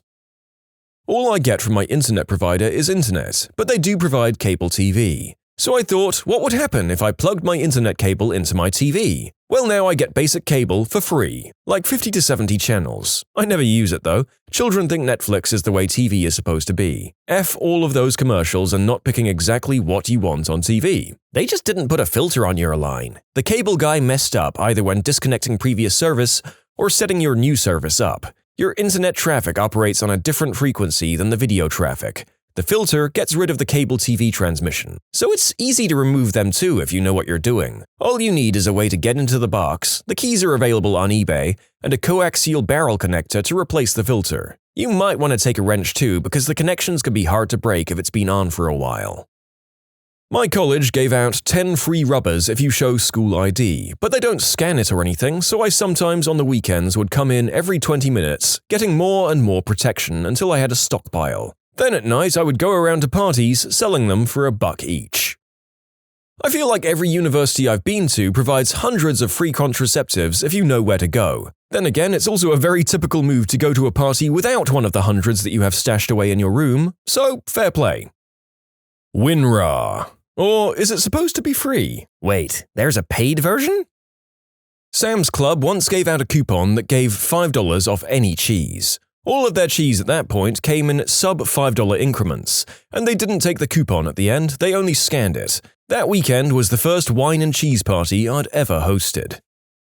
In high school, I would go to the attendance office and say I needed to go home. The attendance lady would give me the phone to call my dad so she could talk to him to verify. I would instead call my deep-voiced friend and he would excuse me. Then he would go in about 30 minutes later and call me. Worked over 20 times and we were never caught. Best part, it didn't count as a missed class because it was excused. Nice job. You got out of a free education. Back in the day, there was an awesome MUDD called Dragon's Gate on AOL that was something like $2 an hour to play. It had a great community and it was a ton of fun. This was in dial-up days, so if you purposefully slowed your connection down by downloading something and logging into the game, you could hit spacebar on the sign-in screen a crapload of times and it would open up 2 screens. Just close the first one and it signs you out while still being connected, and you can play through the second screen for free. The best part was all the hate from other people on the forums when the glitch finally got outed. My first job in high school. I'm a habitually early person, so I found out that the time clock system would let me clock in 5 minutes early. I later found out that I could then clock out 10 minutes early and I'd be paid for all 5 hours. Another guy, an older man, worked 8-hour shifts and would save his 2 15-minute breaks, union job, and half-hour lunch and do his shopping for the week in his last hour. Now I'm a truck driver. I'm home every day, so I don't really need the half-hour break we have to take, so I take one that logs in my book as a half-hour. I think this is a glitch that the company might know about, as so many local people talk about it. Okay, the shop is Waitrose in the UK. Big chain supermarket. They do various deals where a product is £5, but if you buy 3, then you get all of them for £10. Now, the glitch works when they reduce the product as its expiry date is near. So, now the product is down to £1, regularly less. The thing is, if you still buy 3 at the reduced price, the offer still kicks in and it takes £5 off your bill. The last time I did this, I noticed that a bag of potatoes was reduced to 30p, but it was buy 3 for £5. I ended up buying £9 of potatoes and got the rest of my shopping for free. Wine, beer, pizza, all free. You just have to make sure your bill does have a positive balance in the end, even if it's only pennies. I go down near closing time 3/4 of the nights a week and get this deal. It doesn't always get you the extra free stuff, but you usually get the 3 products for free. The products can be fresh meats, vegetables, fruit, and the pre-made meals like spag bol and pizza. In Counter-Strike Source, you can get outside the map in DE Piranesi in Counter-Strike Spawn. I sometimes just glitch outside of it and kill people from spawn. It freaks a lot of people out. You monster. I'd paid for a relatively slow internet connection, but I used it to get about 10 times faster internet with unlimited data. It was fun for a while. I wrote a program in Python that pretty much does my job for me the first day I went there. I do nothing at work all day besides Reddit and fun side projects with code. I got a TI-85 calculator from a thrift store for $1. I'd do the same thing with math work at school. If I know the material well enough to write a program to do it on my calculator, I figured it was good enough. I did this in DOS Batch many years ago. I had one physical task which took about 3 minutes a day, and everything else could be largely automated. Free glasses from Coastal.com. They have a free first pair deal, so you just keep making new Gmail addresses and use the coupon code. They don't check the shipping address, plus you can claim it's for family members or roommates. All you have to pay for is shipping. I have like 5 pairs. I have a 25% off code that I use for travel I book online fairly often. It was supposed to only be valid for a specific time period. That time period went over a year ago, and the code still works fine on the website. I get 25% off my travel every time. I think my free 6-month trial of Amazon Prime for students was supposed to end 5 years ago. I'm still a student, so I don't feel too bad about it. In early college, some friends and I were in the student union food court getting some frozen treats from a vending machine. We noticed the digital screen that usually says, "Insert bills face up," or whatever said, "Test Vend." Basically, you'd push a button and it'd just give you that selection without putting in any money. We got so many ice cream bars that we were giving them away to random students as we passed by. When I was in college, the sign-up system for classes was paper-based. You could get into any closed section by having your buddy drop that section, even if he wasn't taking it. Also, there was a men's room at the head of the line. Sometimes, right before the doors opened for registration, there would be about 50 people in that men's room. The train to my work and back costs £3.40 a day, and the machines have had trouble taking change in the past, so for about 5 months I've decided to not pay for a ticket. The fine for not having a ticket is £20. As long as I don't get caught for a weekend a day, I'm golden. That was until they decided to put more inspectors on the trains. Getting guac at Chipotle. My local team never passes it down the line, so I never get charged for it. Man, my local Chipotle practically assigns an armed guard to my burrito when I ask for guac. Then I visit my sister in San Diego, and a restaurant serves what would have been $45 worth of guac at Chipotle prices. What's your profession's most interesting fact or secret? As a structural engineer, an engineer designs buildings and structures with precise calculations and computer simulations of behavior during various combinations of wind, seismic, flood, temperature events, and vibration loads using mathematical equations and empirical relationships. The engineer uses the sum of structural engineering knowledge from the past millennium, at least 9 years of study and rigorous examinations to predict the worst outcomes and deduce the best design. We use multiple layers of fail-safes in our calculations, from approximations by hand calculations to refinement with finite element analysis, from elastic theory to plastic theory, with safety factors and multiple redundancies to prevent progressive collapse. We accurately model an entire city at reduced scale for wind tunnel testing and use ultrasonic testing for welds at connections. But the construction worker straight out of high school puts it all together as cheaply and quickly as humanly possible, often disregarding signed and sealed design drawings for their own improvised field fixes.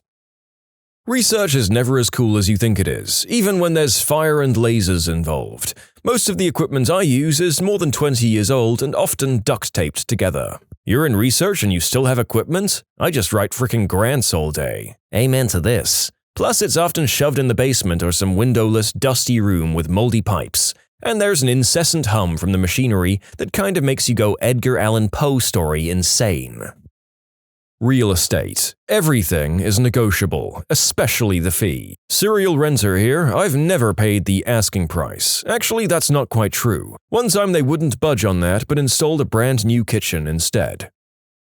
In the army, you'll do a hell of a lot of landscaping. Oh man, when the new CG came to Fort Carson, he put out a memo that soldiers are not to be pulling weeds or edging. We can mow lawns, but no weeds. It's asinine to create busy work for soldiers who are essentially just between deployments. Either train, do associated work, send them to college, or give them time off, was the new guy's policy.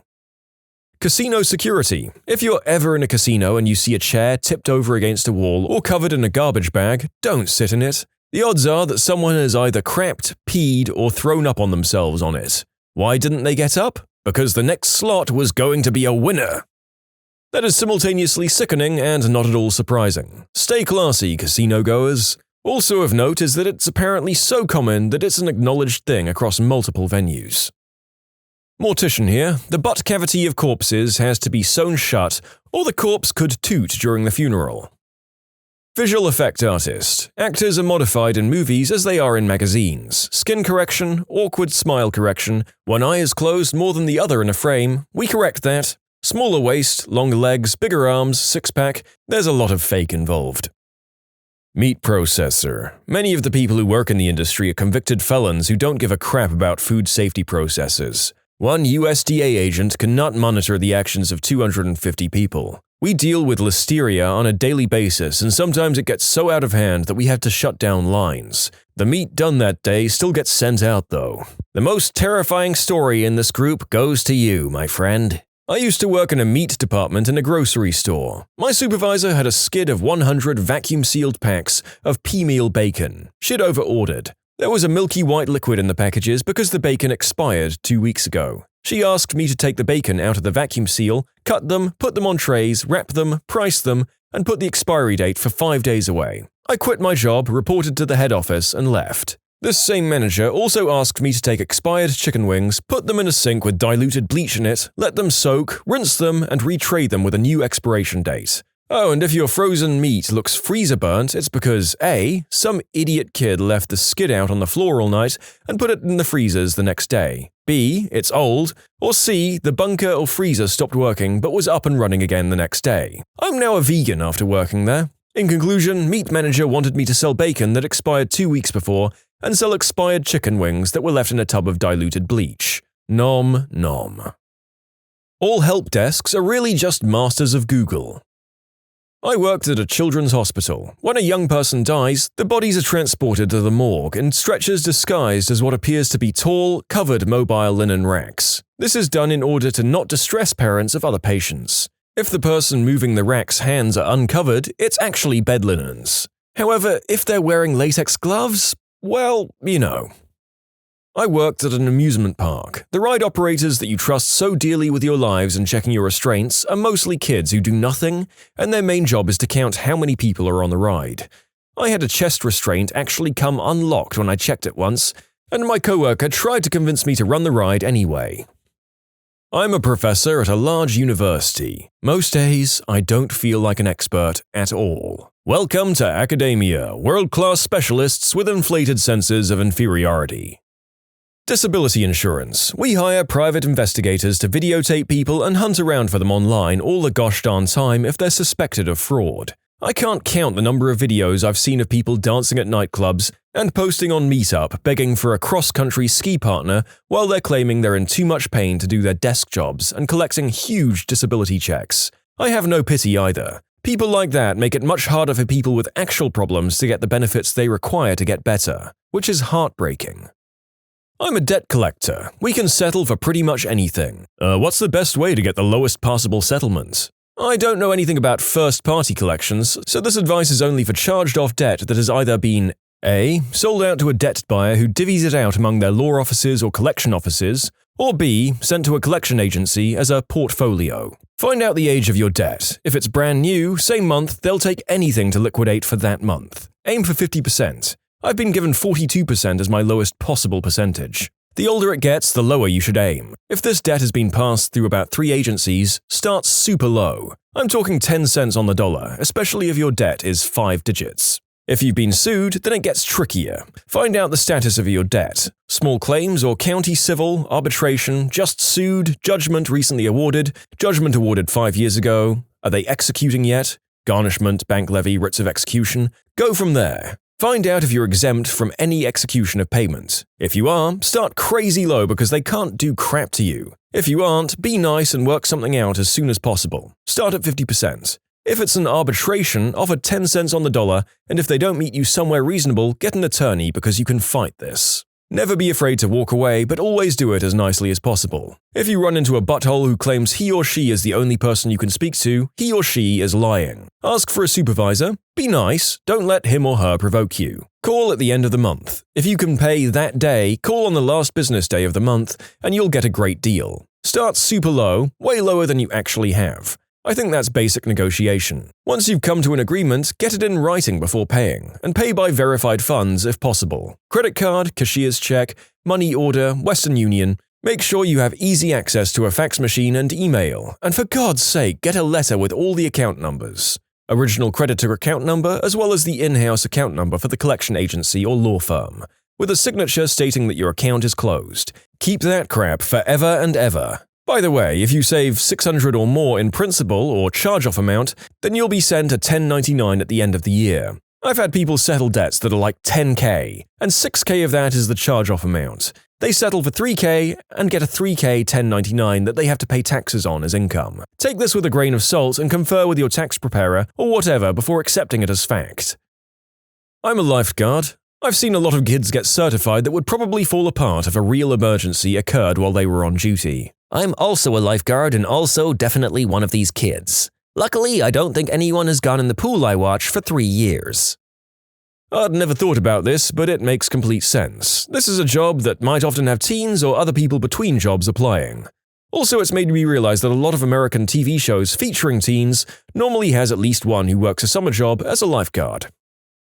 Doctor here. We don't always have a way of figuring out what's wrong with you. There's no magic tests that will prove beyond any doubt exactly what you have. Furthermore, diagnosis of disease is not reached by following an algorithm. This isn't math. Your body didn't read my textbook, and way more often than not, there's not something I'm missing. In fact, every doctor I know orders way too darn many tests just to be sure they don't miss anything. Dumb doctors are few and far between. Jerks are not, but don't confuse the two. It took over 100 years of medical science to establish certain diseases as distinct entities, and many are rare or have convoluted criteria that only a few patients actually fill. So be patient and realize that I'm human and can't retain the entirety of my medical knowledge within my brain, and know that I'm working hard to help you get better. And you will be the last thing I think about before I go to sleep. The frozen yogurt where I work at is not fat-free or organic as we're made to say. The yogurt culture, a small cup of actual yogurt used to make the 4 gallons of the mixture, is organic. However, the milk, yogurt base, and flavoring used to make what's essentially 95% of the served product is not. In a way, the yogurt is organic and fat-free. What you're eating is far from that. Sales. The more expensive something is, the less logic people use to decide if they're going to buy it. People will buy a $50,000 car because it's red and scrutinize the calories in a $1.50 snack. Oh, and for all you tech guys, this is especially true when your boss is deciding what equipment or network options you're going to have. Chances are he bought what he did because someone gave him tickets to a sporting event, not because it's what you actually needed or requested. I work at a college dining hall. The 4 cheese calzones really contain only 3 kinds of cheeses. A pinch of mozzarella gets sprinkled on the top, and that counts as the 4th cheese. You son of a witch! Service clerk. If something isn't on the shelf, then we most likely don't have it, and asking me to check the back for it really just gives me a chance to look at my phone for text messages. You can submit your own stories to be featured here on the channel. The story submission link is in the description below, and if you want to listen to some vibey music in the background, check out easymode, also linked below, and subscribe.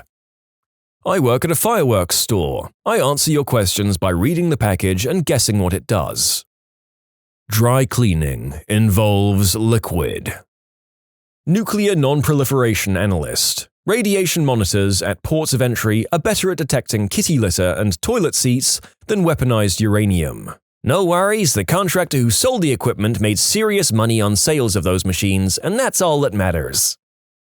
I'm a roofer. We can't always get off the roof to pee. Where does it go?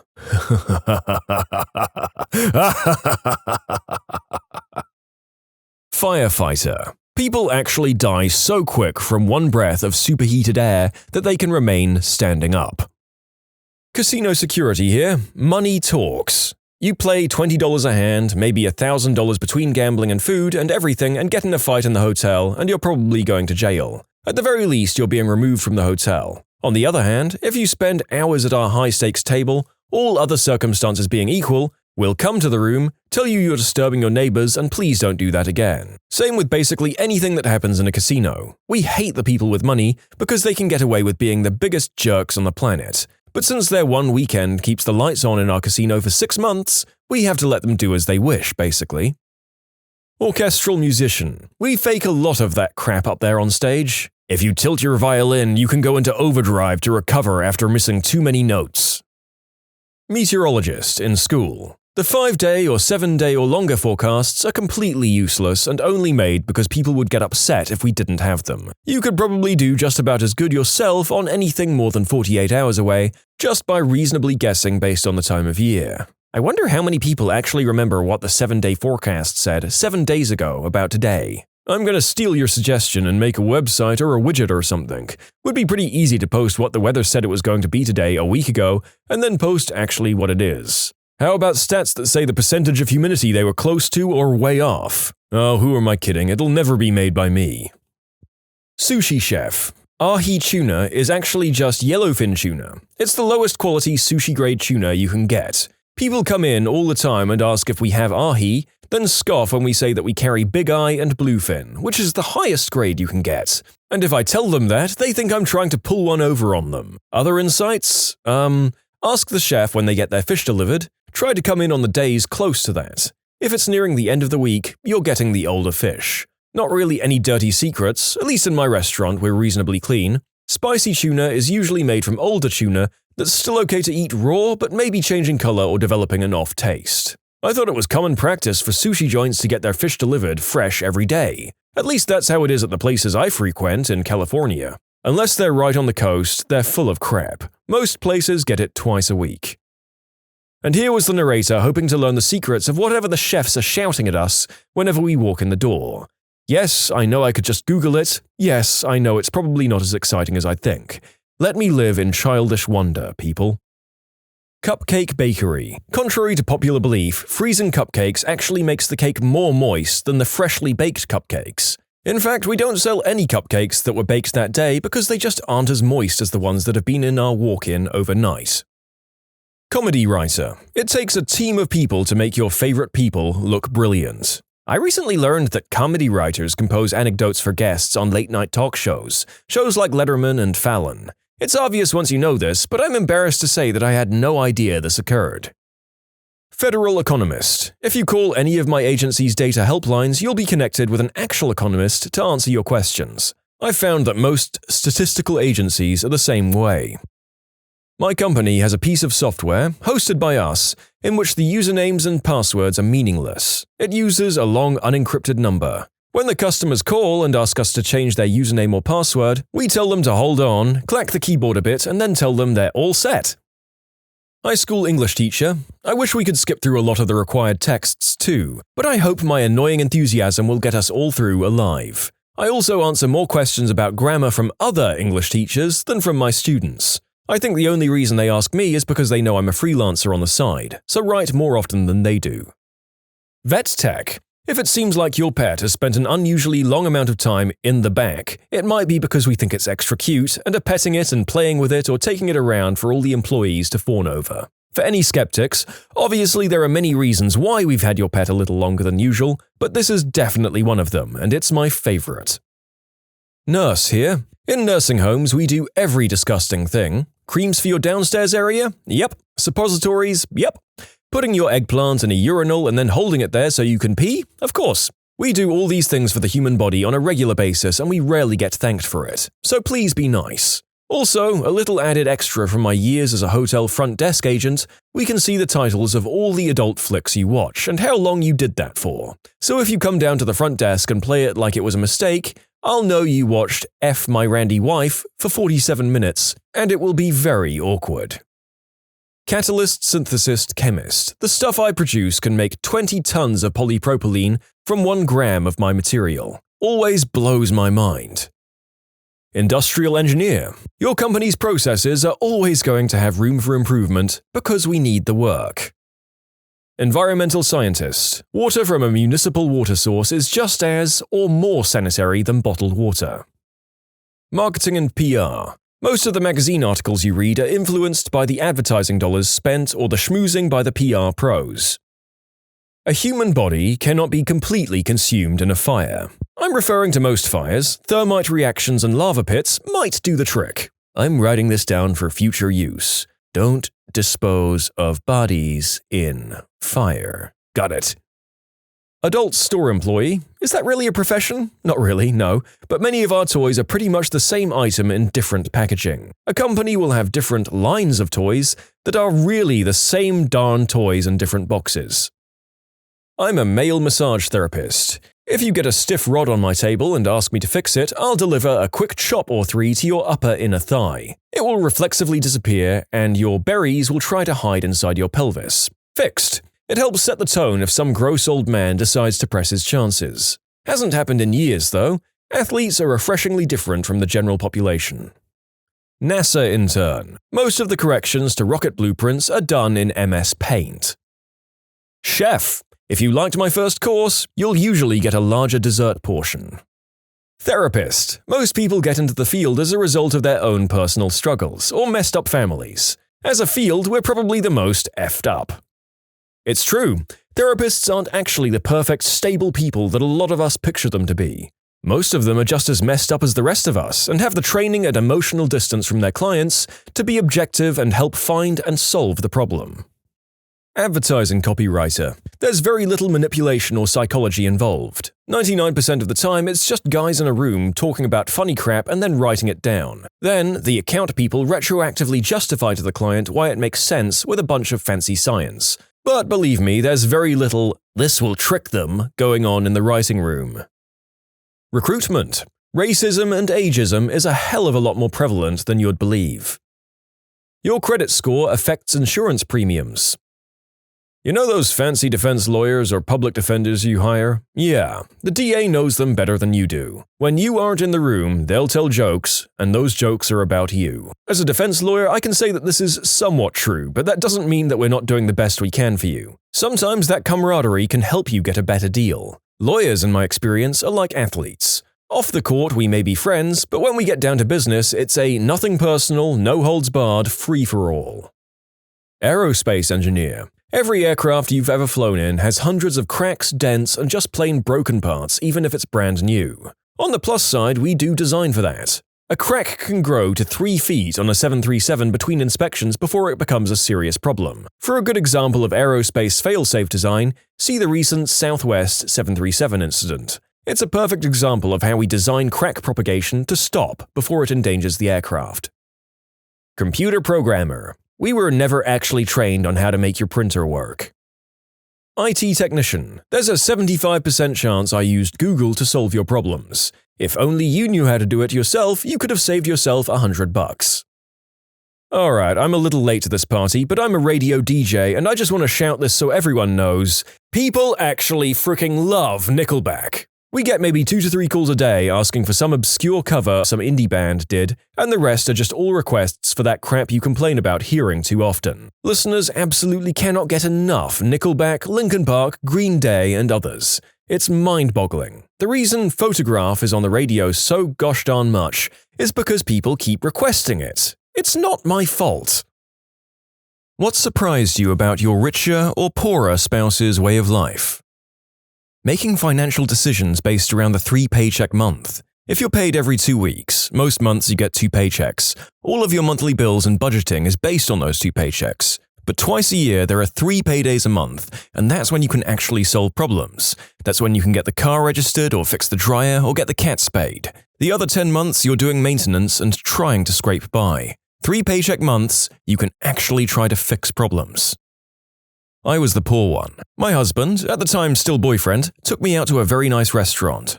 The waiter asked if I wanted pepper on my Caesar salad that was just made tableside. I said sure, and he goes about it. The thing is, I didn't know you had to say stop. My husband slowly realizes this, but decides to see it play out. He did eventually say that I needed to say stop. I just thought a Caesar was had this way, as it was the first time of mine even eating a salad that wasn't just iceberg and ranch dressing. It still tasted fine, just a little bit too much pepper. I was adopted at age 7. I lived in extreme poverty, and then all of a sudden I lived with a doctor who bought gifts for birthdays and Christmas. I didn't even know that was a thing. I didn't know you could go to the store to get food. I just thought you went to the church and had to pray before they gave you a bag of food. When the family had people over for dinner, if they ended the prayer before the meal with FHB Amen, it was a signal to let the children know that they don't have enough food for everyone, so take smaller servings and let the guests get a regular serving. FHB equals family hold back. They were always generous to their friends and didn't let their lack of funds embarrass themselves when doing so. I was just thinking the same thing. My family was considered antisocial. It wasn't because we didn't like socializing or going to events, it's because we couldn't even afford to, and if mom and dad organized dinners, they planned months beforehand and scraped every cent together to pay for it. My ex was stunned when I told her I've only ever had one birthday party, 21st, because mom and dad had no money. Hi. Yeah, rich people who want to marry someone significantly poorer. Hello, it's me. Hi. Sorry to the last author, I'm not sure your method is going to be helped out much here, I just thought I'd spread your industrious gold digging to YouTube as well as in the forum it was originally posted in. Honestly, food insecurity. When we were first married, she would get visibly uneasy if the food in the house was running low. She'd never overeat or anything, she was just always concerned about it. A lot of times when she was younger, she went hungry. On the humorous side though, she hates camping. Her answer is always the same. I camped because it was fun, and she camped because they couldn't afford hotels. For me, my love of camping started from growing up poor. The only family vacations my single mum and brother and I had were family reunions several states away. It involved long road trips in a crappy car with no AC, but we got to camp in tents and get a break away from reality. We also ate a lot better over a campfire than me making hamburger helper for my brother while my mum went to bed early. She worked hard to support us and battled with depression untreated for years until she could afford medication. Those trips were good for all of us. She and her mother lived with her grandfather to not be homeless because her grandfather owned a house. She was putting community college payments on her credit card and building debt with it. I paid off her credit cards when we were dating and she cried from me being so nice. It was only like $1,300. I bought a condo and we got married, then we bought a house. I never really considered myself rich until I started dating her and learned that a trip to Wendy's was a treat. I grew up middle class and we're currently middle class now. I get giddy with excitement after grocery shopping trips. It just feels so good to even have enough food. Though I still have to constantly remind myself that I'm allowed to eat if I'm hungry, I'm a grown-up. I bought it. That and snacks. We were never allowed to snack between meals and never bought anything extra that wasn't absolutely necessary. My husband had to teach me, you buy something tasty that you don't actually need, and then you can just sit and eat it whenever you feel like it. Amazing. I still don't really do it, but it's nice to know that I can. My wife was born and raised in the Soviet Union. She still goes crazy for fresh fruit like it's the most extravagant luxury.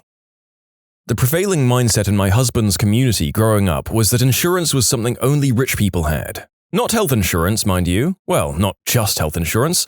Auto insurance. Going without it was a way of life for most everyone he knew. My significant other has to constantly remind me that I can go to the doctor whenever I need to, instead of just hoping I don't die.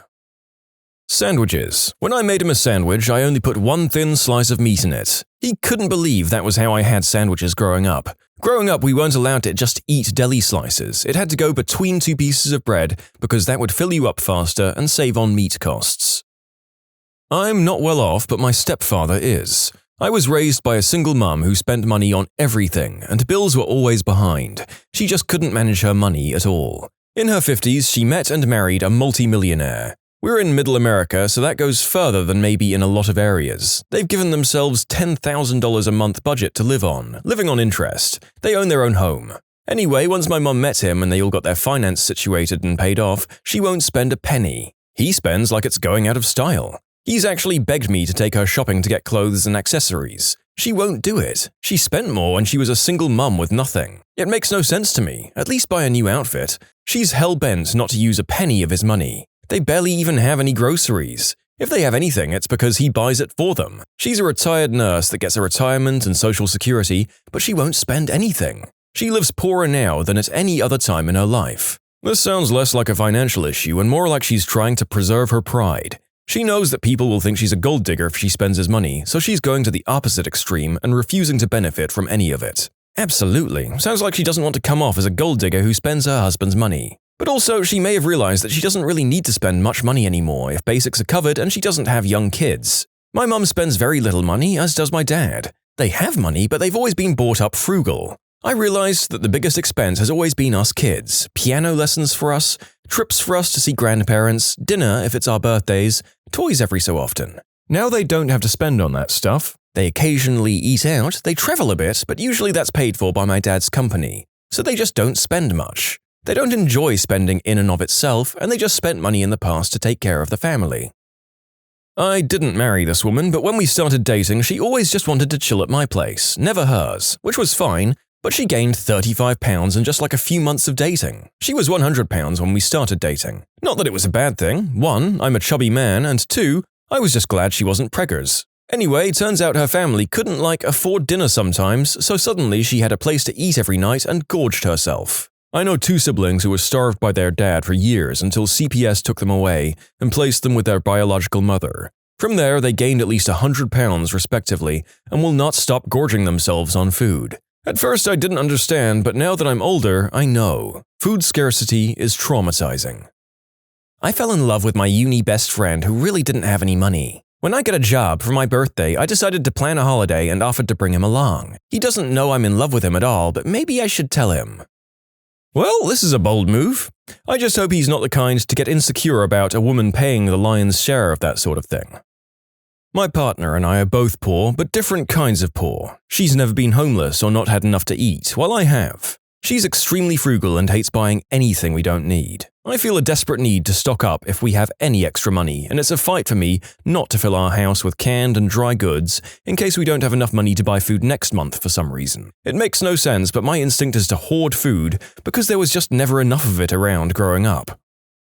I'm not rich at all, but my husband came from a very poor Mexican village. He told me he used to shower outside because there was no in-house plumbing and use leaves as toilet paper. I mean, there's poor and there's my husband's previous life poor. He's been living in the US for 12 years now, but when we first met it was so interesting seeing life through his childlike eyes. Going to the cinema was a huge event for him. Heating food up in a microwave was a totally foreign concept, and staying at fancy hotels when we went on vacation was like, whoa! I still see him surprised by things now and then, and it just reminds me how much I take my middle status class for granted. Mexican here. You'd be surprised at how common that really is. In Tantoyuca, there's a hill called Hollywood, where there's no plumbing and no government help.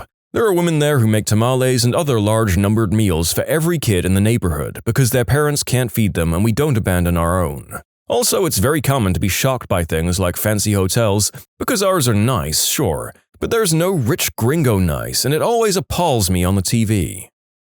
Hamburger helper. She hates it because it would be her meal 5 times a week growing up. I'd never seen Hamburger Helper before I went to college, and I love that stuff. 10 for $10 deals are awesome. My foster daughter was the same way with pasta. She ate so much of it before we got her that she hated it. The first meal I made her on her first night with us? Pasta. She didn't say a word and ate her dinner, but later I found out she didn't like pasta because of how much of it she had eaten before. I always took her grocery shopping so she could pick out stuff she liked after that. She was shocked when she found out red delicious apples weren't the only variety out there. I think she overdosed on Honey Crisp apples when I first introduced them to her. My significant other said, "Today I made rent," meaning today I've earned enough or accumulated enough to pay the rent, and I realized that this is a monthly accomplishment to someone with no fixed income or salary.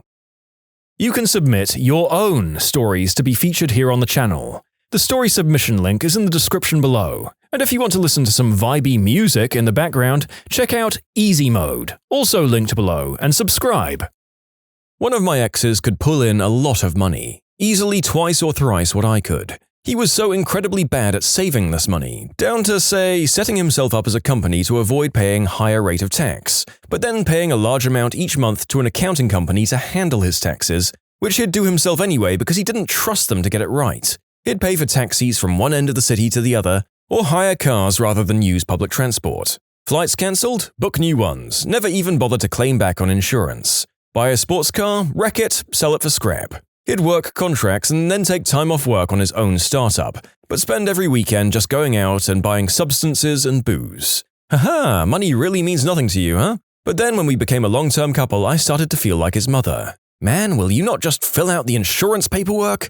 I had an ex that must have made 6 figures as a specialty electrician of some sort, but legitimately had no clue how much, because his work would pay for things for him. I have no idea how it all worked out, but his work paid for all of his lodging and reoccurring bills, cable, utilities, weekly maid service, so he had no idea how much any of that stuff costed. Even after that, he ate out, drank, and smoked constantly, had multiple state-of-the-art entertainment systems, played hockey, had Yankees season tickets, 10K plus, and kept envelopes of cash from cashed paychecks around his house. I asked once how he does his taxes. The company handled it. Oh, and he had multiple DUIs where he or the company paid for a lawyer and then did at least one of those rehab programs where you're monitored and substance tested constantly. I can't imagine any of that was cheap.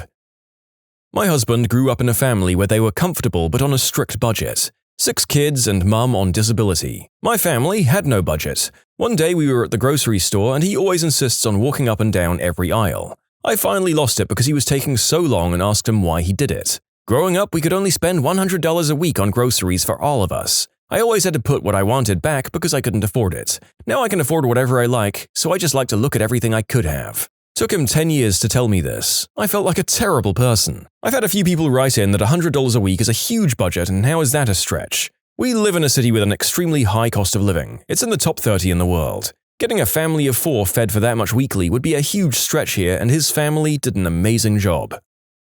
Not rich per se, but with a partner who was raised by a teen mom and grew up poor. Sometimes I just want rice and vegetables for dinner, and that's a no from her. She won't go back to that life. My dad was the opposite. Grew up poor and built a business up and ended up doing quite well. He still eats like there's only 25 cents in his checking account. Left alone, he would gladly eat ramen every day, and his go-to meal is rice porridge. We went to Osteria Francescana in Modena a few years ago, literally named the best restaurant in the world. We all went for the tasting menu, but he asked to order a la carte. And he wanted to order buttered fettuccine. He only agreed to the tasting menu when they insisted that the whole table had to do it if some of us were doing it. He'll even insist on eating things that have been burnt or drink milk that's just starting to turn.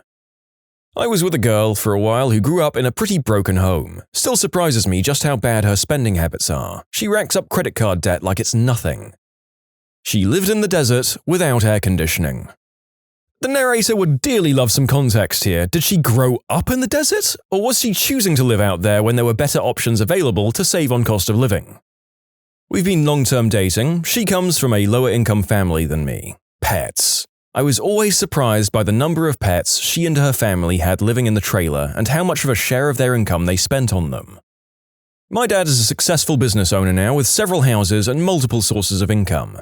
But he grew up dirt poor when he had parents and became even poorer when he was out on his own at 14. Think sleeping on the floor of a gas station men's room poor. To this day, he'll take a small handful of cereal out of his bowl before he pours milk in and put it back in the box, so he'll always have some cereal for later. Over 40 years later, and the pain and worry of growing up poor without luxuries like breakfast cereal will still affect him. Growing up without money does crappy things to people.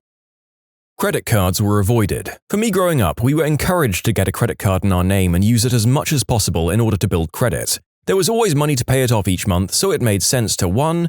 Build credit and 2. Collect airline miles or whatever the reward was back in the day. When we got together, she always used cash or debit card. She had a credit card for emergencies and avoided using it otherwise. It took a long time to get her over her aversion and skepticism. We were fortunate enough to have 2 good-paying jobs, though it also taught me a healthy appreciation for what it means to have a financial cushion. I dated a 1%er briefly. She was surprised I willingly went inside fast food restaurants. Since people are saying 1% is still a huge range of income, I just looked up her dad and he pulls in over $10 million a year. I'm not dating her, but she's a good friend of mine and her parents are definitely 1%ers. I told her I had to work this summer to save up for graduation, and that money was going to be tight for the next year, but I'd love to go on a safari after graduation if I managed to save enough. Mind you, I'm solidly upper middle class. Her parents paid for it just because I'd helped her move into her apartment. It's not like that's what friends are for or anything. It's hard to see it this way, but paying for your trip was not a hardship for them. It was a small blip that was a nice thing to do for a friend, just like helping your friend move was a blip for you. I'm from a middle-class family, but my wife's parents are near billionaires, 0.001%. She was shocked about many things. 1. That I considered the cost of food and groceries at all. They'll go to gourmet food stores and spend over $1,000 and say things like, well, it's for food. We're ingesting this stuff, it should be the best. 2. Booking non-first-class airfare on any long trip would be considered cruel and unusual punishment to her. 3. No concerns about utilities, insurance premiums, no comparison shopping on routine things at all. 4. Every vacation is the finest you can imagine, oftentimes bordering on ridiculous, having so many upsells on packages and bespoke items that it's just wasteful. 5. No concept of debt and understanding of how normal people live. 6. My wife was shocked when I save things that get wet or muddy. She would just want to throw things like clothes and fine items in the trash away when they were just lightly bruised. We're very much in love and have shown each other a lot. She enjoys hanging with my salt-of-the-earth mum more than her own family at this point. I like being spoiled here and there as well. It's a great mix. Now I've adopted her standard of living. We met in medical school. She did a decent job of hiding her privilege there. Our relationship grew out of our shared sense of humor and, of course, physical attraction. Not super rich by any means, but my husband said he'll always be surprised by the following: how I lived off $13,000 in 2011, resiliency to survive financially and pursue my dreams of being the first college graduate in my family, how I didn't know what spinach was or tasted like until our first few dates, in addition to a lot of other leafy greens. First real date in my 20s, we went to a steakhouse. When the waiter asked how I wanted my steak, I said cooked. Ha! Yikes. Didn't know there was any other way than how my dad cooked steaks. Cheap flat steaks topped with ketchup or ranch dressing. I was the poor one. It absolutely floored me how my wife acts when something broke like a car, appliance, clothes, etc. As a child living below the poverty line, replacing a tire or other necessities was a disaster, requiring tricky trade-offs in the budget or just plain acceptance of how boned you were. When my wife's phone broke, I went into full panic mode while she just shrugged and said, "We can just get a new one this afternoon." And then we did. I'm normally a Picasso, MacGyver of the duct tape and trash bag world. This skill helped me break into IT. Sadly, the phone was beyond repair. Trust me, if I could have fixed it, I would have.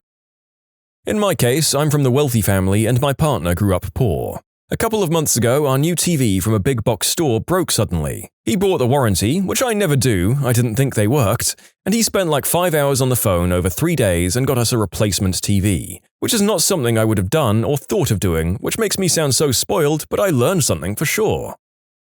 He was making good money but came from a poor family. One thing that surprised me was the lack of budgeting. No knowledge of 401k or Roth IRA. Retirement seemed like something that he'd never get to do. Even though he made good money, he was starting to rack up credit card debt. Now he's much better at it than I am. He adores budgeting and looks forward to financial independence and retiring early. I'm from the poorer family. Not super poor, but my in-laws have a stupid amount of money, so by comparison, I'm very poor. But I think I can answer for her. We have 2 young kids, and my wife was shocked when I said we should look for clothes and toys for them at a local flea market and garage sales. The idea never occurred to her that we could save money by getting some gently used items. She had never even been to a garage sale in her life. She's grown to love them and now questions whether it's worth to buy any item new or not before running to Amazon or a store. Her parents think it's disgusting we make our kids wear clothes that another child had before, but they don't pay my bills. She wouldn't waste any food ever. We went through a few rounds of her getting sick from eating month-old muffins and similar before I convinced her it was okay to toss old food and go shopping. My wife genuinely thought, and her family still does, that there's some direct relationship between someone's net worth and the labels they purchase. If someone doesn't have a Gucci bag or a Rolex watch, why, it's because they can't afford it. My wife was astonished when I first told her that people exist that are ultra-wealthy and yet drive old cars and wear clothes without labels. When did you realize that HR was definitely not your friend?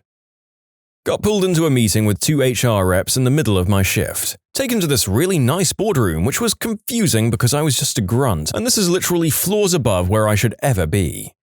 They sat me down and basically said, "What do you have to say for yourself?" Me, still confused, tells them I have no idea what they're talking about. Everyone was really quiet and serious, and I'm scared out of my mind. And they say, "You know what you did. This is cause for termination, blah blah blah." I'm literally thinking this is really excessive for being a few minutes late sometimes. I insist I don't know what's going on.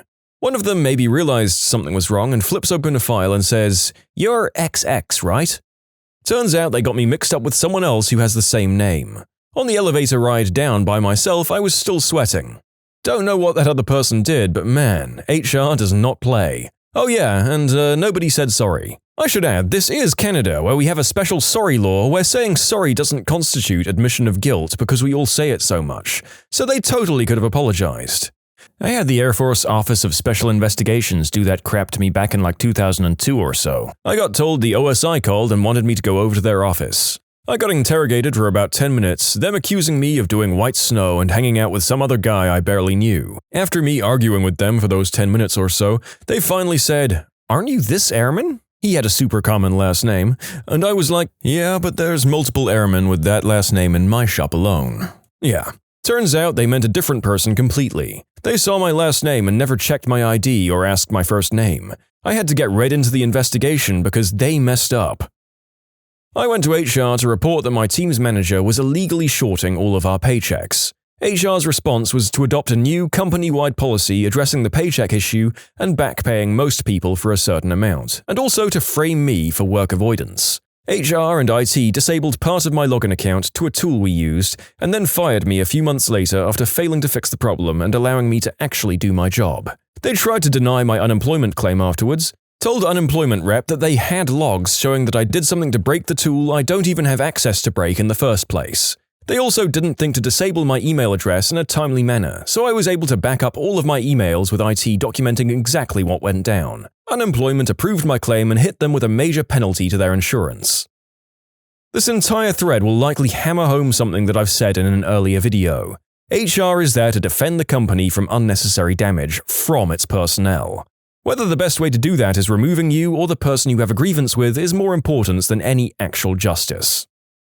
I work in Sweden. I had a friend recruited to an identical position as mine. I had to tutor him for a year, given that I have more work-life experience for that gig. He came in earning €1,000 a month more than I did. When time came for salary discussions for me, I used this example and my manager tried to pass that along to at least align my salary. The HR partner responded that they didn't want to make that drastic raise because, and I quote, "there might come a time where he and me wouldn't do the same things as now, and if that happens, we can't downgrade his pay, and he would therefore be overpaid. This is because 2 other team members had been demoted and now make manager pay for less work. We do the same job, but they make double of what I do. I got a minor raise that year due to my boss asking the other team members to give up a small share of their annual raises to be able to align my salary. Quite insane that they actually had to do that. Still not anywhere close to being aligned. On Monday comes this year's salary discussion. The madness is to be continued. Delivery-wise, I perform better than they do. They're 10 and 20 years older than me. The friend I mentioned is 1 year younger than me.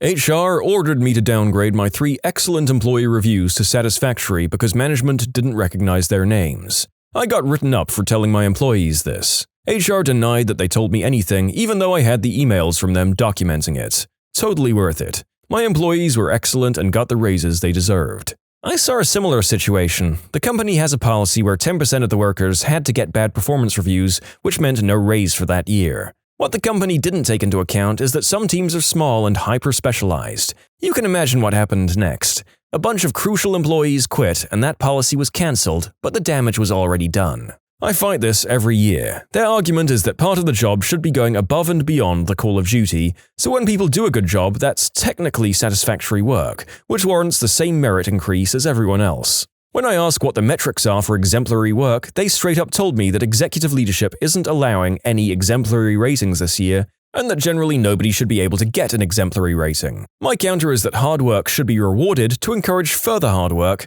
and ask if they want to send a message that the company is only willing to encourage the bare minimum. Yes, that's what we prefer. The 3-point scale should just be a 2-point scale, nobody should get a 3. Isn't that some crap? Co-worker accidentally backed his company truck into my personal car while it was parked. He alerted me and our local manager immediately. We took photos, filled out the incident report, yada yada yada. Everyone in our office was in agreement about what happened, that it was an honest accident and the company's insurance should cover the cost of fixing my car. Then the HR director got involved. First, he tried to get me to assume liability since it was my personal vehicle that caused the accident. My car was parked in the parking lot and I was inside at my desk when it happened. When I pointed this out, he backed down and said he would file the claim.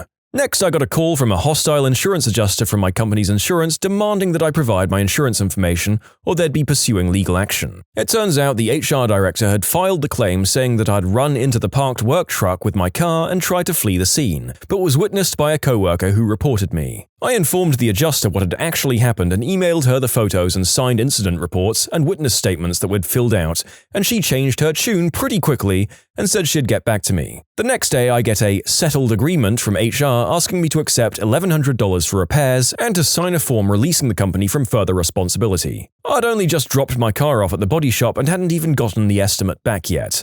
I declined and was told that I either had to accept their offer or be out of luck. At this point, I reached out to my own insurance and told them what happened. As I went through the sequence of events, I could hear my agent getting almost giddy about the blatantly illegal tactics HR had tried on me. In the end, they processed my claim and pursued my own company's insurance through subrogation. He also mentioned that they would probably be seeking additional damages due to falsification of statements in the initial claim. You don't F with USAA. In the end, the damage ended up costing over $4,000 to fix, but I didn't have to pay a cent, not even my deductible. I don't know if the HR director experienced any consequences, but there was a comment in our finance VP's year-end report about needing to reduce extraneous costs due to reporting delays and inaccuracies in liability claims. The HR payroll manager at a small hospital I worked at had a bad habit of not paying the sign-on bonus that was paid out incrementally in 3 payments through the course of a year, and sign-on bonuses for picking up extra shifts. After repeated requests to be belatedly compensated, I took it to corporate, who addressed my issue immediately. A couple of weeks later, I was terminated on what amounted to a technicality where I forgot my badge one shift, and my relief was late to take over sitting with a patient, causing me to receive more points against me than if I'd called out for that shift. When I was called in to receive my notification, the director of nursing was shocked, but ultimately there wasn't much she could do. I'll revise my earlier statement. 90% of HR's job is controlling damage to the company. The other 10% is dishing out vengeance when they're brought to task for their evil behavior. Overall, I've been able to get along with HR departments with one exception. I was working a help desk job for a company during college, and the head of HR called in for help. He was making an Excel spreadsheet and couldn't figure out how to make a formula do what he wanted. I offered to come and take a look as we were in the same building, and he told me I couldn't because the spreadsheet was full of confidential information. So I asked then if he could describe exactly what he was trying to do without giving away any specific information, and he told me what he was trying to do was confidential. So I clarified that he wanted me to tell him how to do something, but I couldn't see it and he wouldn't even tell me what he was trying to do. At that point, he agreed that I wouldn't be able to assist him since he couldn't divulge anything. As soon as we hung up, he called my boss to complain that I was useless. "That there is a top-tier Class A moron. You have my sympathy." They already said it was the head of HR. Calling him a Class A moron is redundant.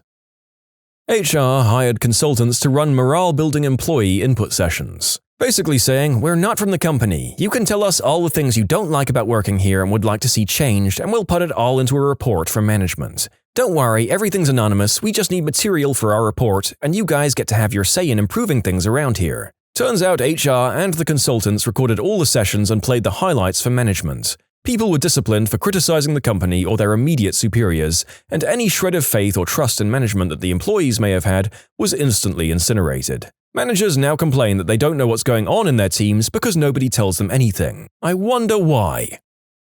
I worked at a smallish company that grew big enough to hire an HR person. Her office was down from mine, so in the mornings I'd swing by and say hi. That turned into grabbing a cup of coffee together, then into having a pastry and talking about life. I found that if I mentioned someone's name in passing, a few minutes later she would spill the beans about that person's life. What work issues they had, health issues, family issues, and other things. I learned really quick any issues I had not to take them to her. She made it about 6 months before she got fired. Damn. This was like the HR supervisor of my former company. She didn't have any formal training in HR but still got the job because of connections. She'd tell anyone she was close to confidential details about certain employees like their health and family issues.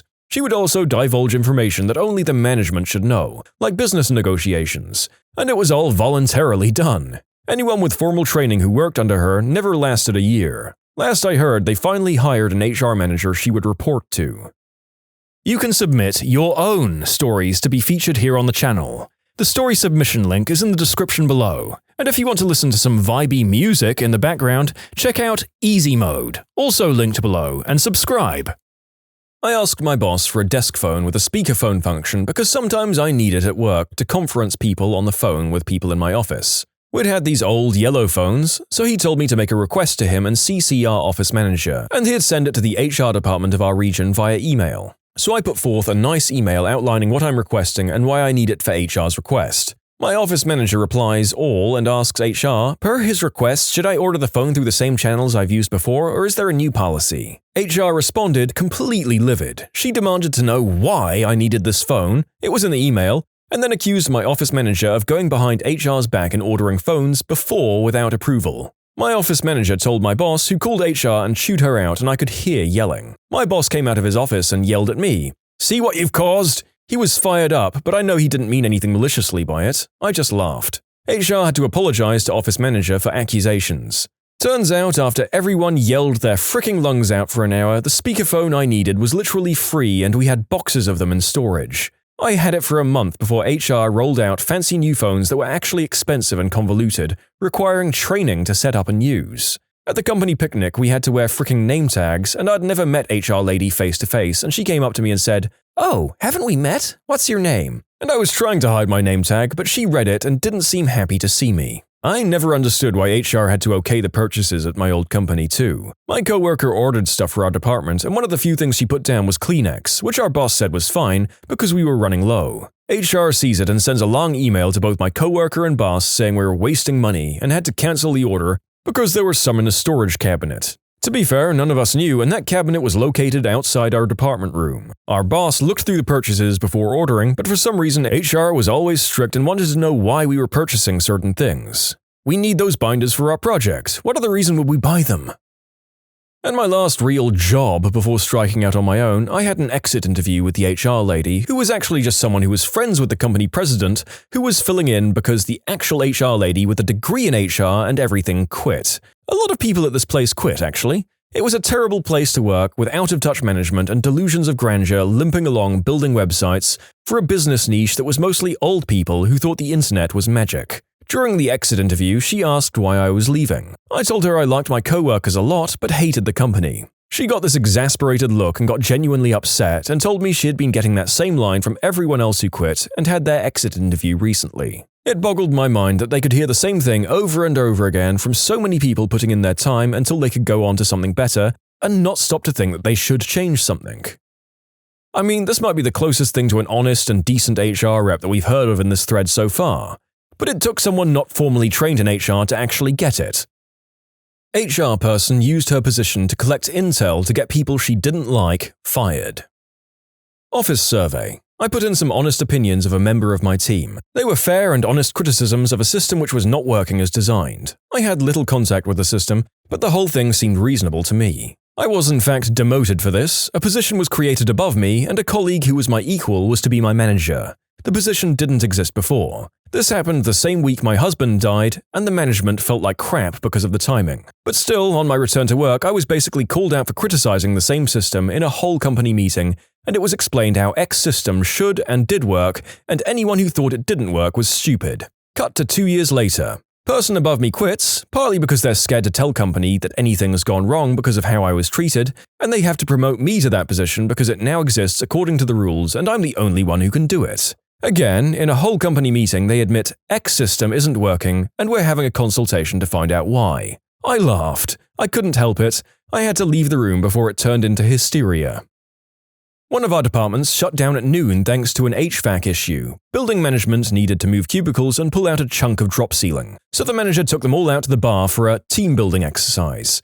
Everyone in the department arrived the next morning to a final notice in lieu of termination on their desk that cited drinking on the job and time theft. The manager had an extra special third for improper use of a company credit card. None of what they'd done was against company policy, so the manager's boss, a vice president, called HR and told them that whatever newbie had written them to back the heck off. HR instead forwarded over a brand new policy manual and told the VP to make sure all the write-ups were signed and returned by the end of the day. The VP goes up the chain to his boss, the CEO. The CEO hadn't even seen it before, let alone authorized it. HR doesn't want to back down even when the CEO calls them. Sure, he hadn't authorized it, but he'd asked them to consider revamping it back in March. This was the glorious revamp. They'd gone back to square one and completely rewritten it. It's full of best practices, industry standard rules, and easy to understand language. Oh, and they'd been enforcing it since May, so it would probably be best for him to just sign off on it, and any concerns he found could be incorporated in a future revision. Yeah, no.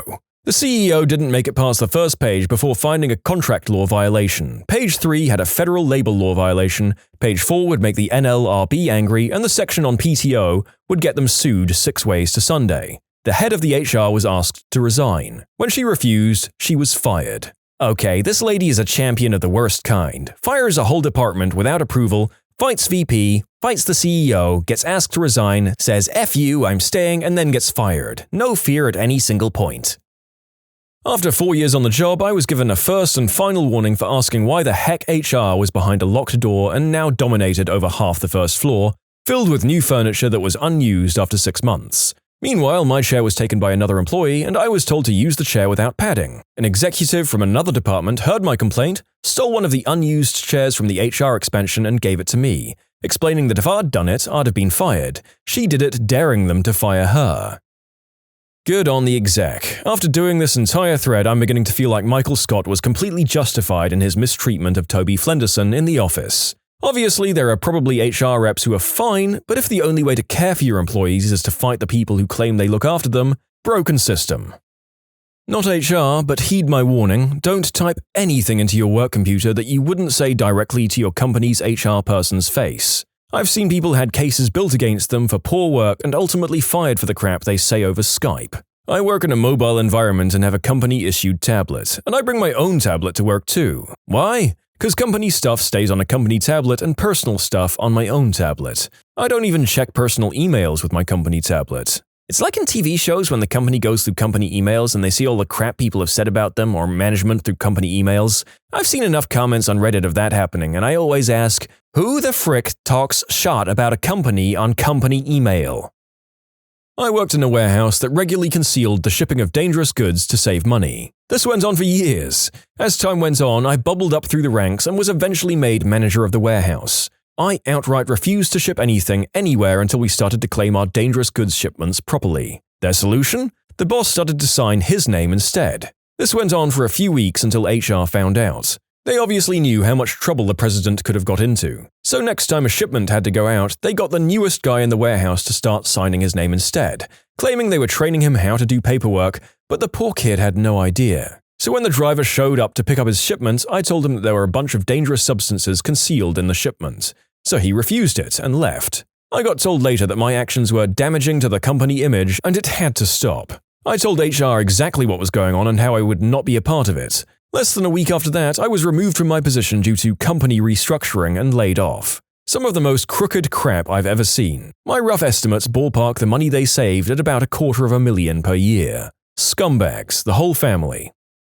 I reported inappropriate advances to HR at a large international company when I was 21. They notified my harasser, an older VP, before I'd even made it back to my desk. I was fired a few days later despite an excellent performance review the week before he propositioned me. Upon giving 2 weeks' notice, I got this stupid rant about millennial snowflakes, how we can't take the stress of a real job, and how we think we're so important and unique. But in reality, the only thing that would happen is that they'd find another engineer to fill in for me, and things would be like I never existed. After the initial shock, I replied with, "You're absolutely correct. Me staying on or not is meaningless. Consider my resignation immediate from this moment. Please give me the paperwork to sign."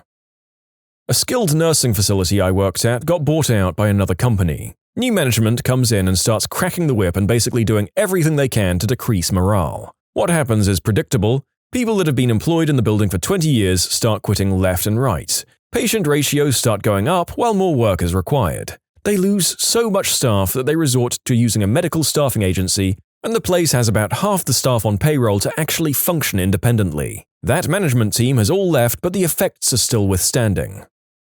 HR was the boss's sister, and the boss was a narcissist. The sister and HR had very little actual life experience because they both came from a big pharma family and never had a sense of what working a real job was like. The boss could do no wrong in his sister's eyes, so complaining about anything just got you gaslit. I'm glad I'm not there anymore. During an exit interview with my last job, HR asked me where I was going to go next. HR, so what's the name of the company you're moving to next? I'm not really comfortable disclosing that. Are you sure? It would really help us out. I'd rather not say. It's company policy that you need to tell us. I said no, and if you continue further, you'll be hearing from my lawyer. They gave me the shocked Pikachu face. I told my old boss this after I left, and he was absolutely shocked. HR have no right to know anything about the next place you're moving to. It's literally none of their business, but they tried to press it out of me anyway. More than likely to call them up and talk crap about me. What was the scariest, creepiest, or most unsettling experience of your life? 15 years old. I'd just got home from work, so I went to my bedroom to change out of my work clothes and get ready for bed. I'm in the middle of undressing when I look to my bedroom window to catch my reflection, and I see a man's face. I drop to the floor and turn off the lights, scrambling to get dressed, still watching the window. The face is gone, but I'm still watching. Then, a freaking camera. No face, just a camera pointed at me sitting on the floor. I bolt from my room and tell my mum and brother. My brother went outside and our ladder from the backyard was just laying there, but nobody around. Couldn't sleep for a year after that, just stared at that window. Haven't thought about this in years until now. When I was around 16, my rapidly growing family finally moved from the house I'd spent my entire life in. As you'd expect, we spent a lot of time fondly remembering things we used to do in the house as we were packing everything up. At some point, I decided to go into the downstairs closet with a flashlight and read, something that I'd used to do when I was younger to get some peace and quiet. Now, this is one of those very deep closets that goes under the stairs. It went back about 8 feet and then had a left turn into a very low, maybe 3-foot high space. This space was largely occupied by a mountain of old blankets and stuffed animals. Of course, this is the most fluffy spot to sit in and read. About an hour in, I shift a little to get comfortable, and I hear a low, slow, warped, hoarse voice say, "You'll always make me happy." I flipped my crap, hit my head on the low ceiling, and practically broke the door down getting out. After hyperventilating and explaining to my family why there was no color left on my face, I went back to see what it was. It was my stuffed little bear from when I was 3 or 4 years old that I happened to lean on just right to press his belly. But when I pressed on his stomach again, though, nothing. That poor bear I hadn't played with since I was a toddler used the last of its power, used its dying breath to tell me I made it happy. You make me happy too, little bear, when you're not making me wet my pants. When I was a teen, I worked at a cable access studio and made mini-movies. My neighbors gave me their father's old video camera. They told me he never used it, but it didn't seem to work anymore and had a tape jammed in it. I fixed it up, and on the tape was hours of him driving around at night and filming people through their windows. There was nothing overly adult-rated on it, but there is something unsettling about seeing peeping Tom footage of a guy eating dinner with his family or over 20 minutes of some girls dancing around in their room. That is incredibly creepy, and I can't help but wonder if any of the footage was from the person from our first story. Probably not, but crazier internet coincidences have happened. I was watching scary movies and I got hungry, so I decided to go out for a late-night Taco Bell run. I lived alone at the time, so it was quite a shock as when I opened the door a hand was reaching in after me. I slammed the door on the offending arm and ran and grabbed a butcher knife. After closing all the blinds and sitting in the dark for an hour, I worked up the nerve to look outside. I was shocked to find a bunch of Chinese food menus for a new restaurant scattered all over the ground. My brother and I were probably about 7 and 5, respectively. We used to wake up every weekend and play computer games before my parents woke up. One day we turned on the computer and got an eerie message that was directed to us. It said, "Hello, Sam and James. This is your computer talking, and I am alive. Do not run and tell your parents. They cannot help you now." Turns out my dad had programmed the computer to say that upon starting. This was mid-90s.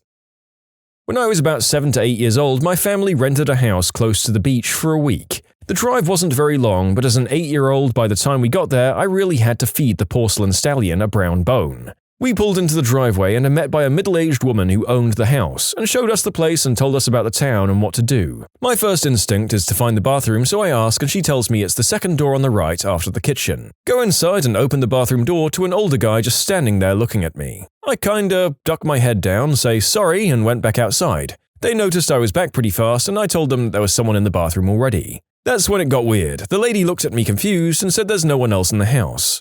I explained that I definitely saw someone in the bathroom, and after searching the house we find no evidence of anyone else being in there. After a while, the lady told us her dad owned the house and lived there and recently passed away. She inherited the house and wasn't sure what to do with it, so she'd started renting it out. I'm pretty sure I saw her dad. This is the story of how a creepy encounter with a scary man at a harbor cafe saved me from something even more terrifying. It was in the autumn of 1994, and I was 19 years old. At the time, my dad had been working for almost 6 months abroad, and I was planning a surprise visit. My dad and I have always been close. I'm an only child, and my mother passed away from cancer when I was still a baby. So it was just my dad and I, a really tiny little family. But he made up for it by being the most awesome parent ever. Now that I wasn't a little kid anymore, I appreciated that more and more. I had booked the ticket and was ready to go. It was going to be great fun to surprise him with a visit. I had to take the ferry though and had just gotten my driving license and felt really unhappy about having to drive my little car on board the ferry and decided not to bring the car at all and just rent one once I got there. Having time to spend, I decided to have coffee at a nearby cafe, since I was early and they hadn't started telling people to go onto the ferry just yet.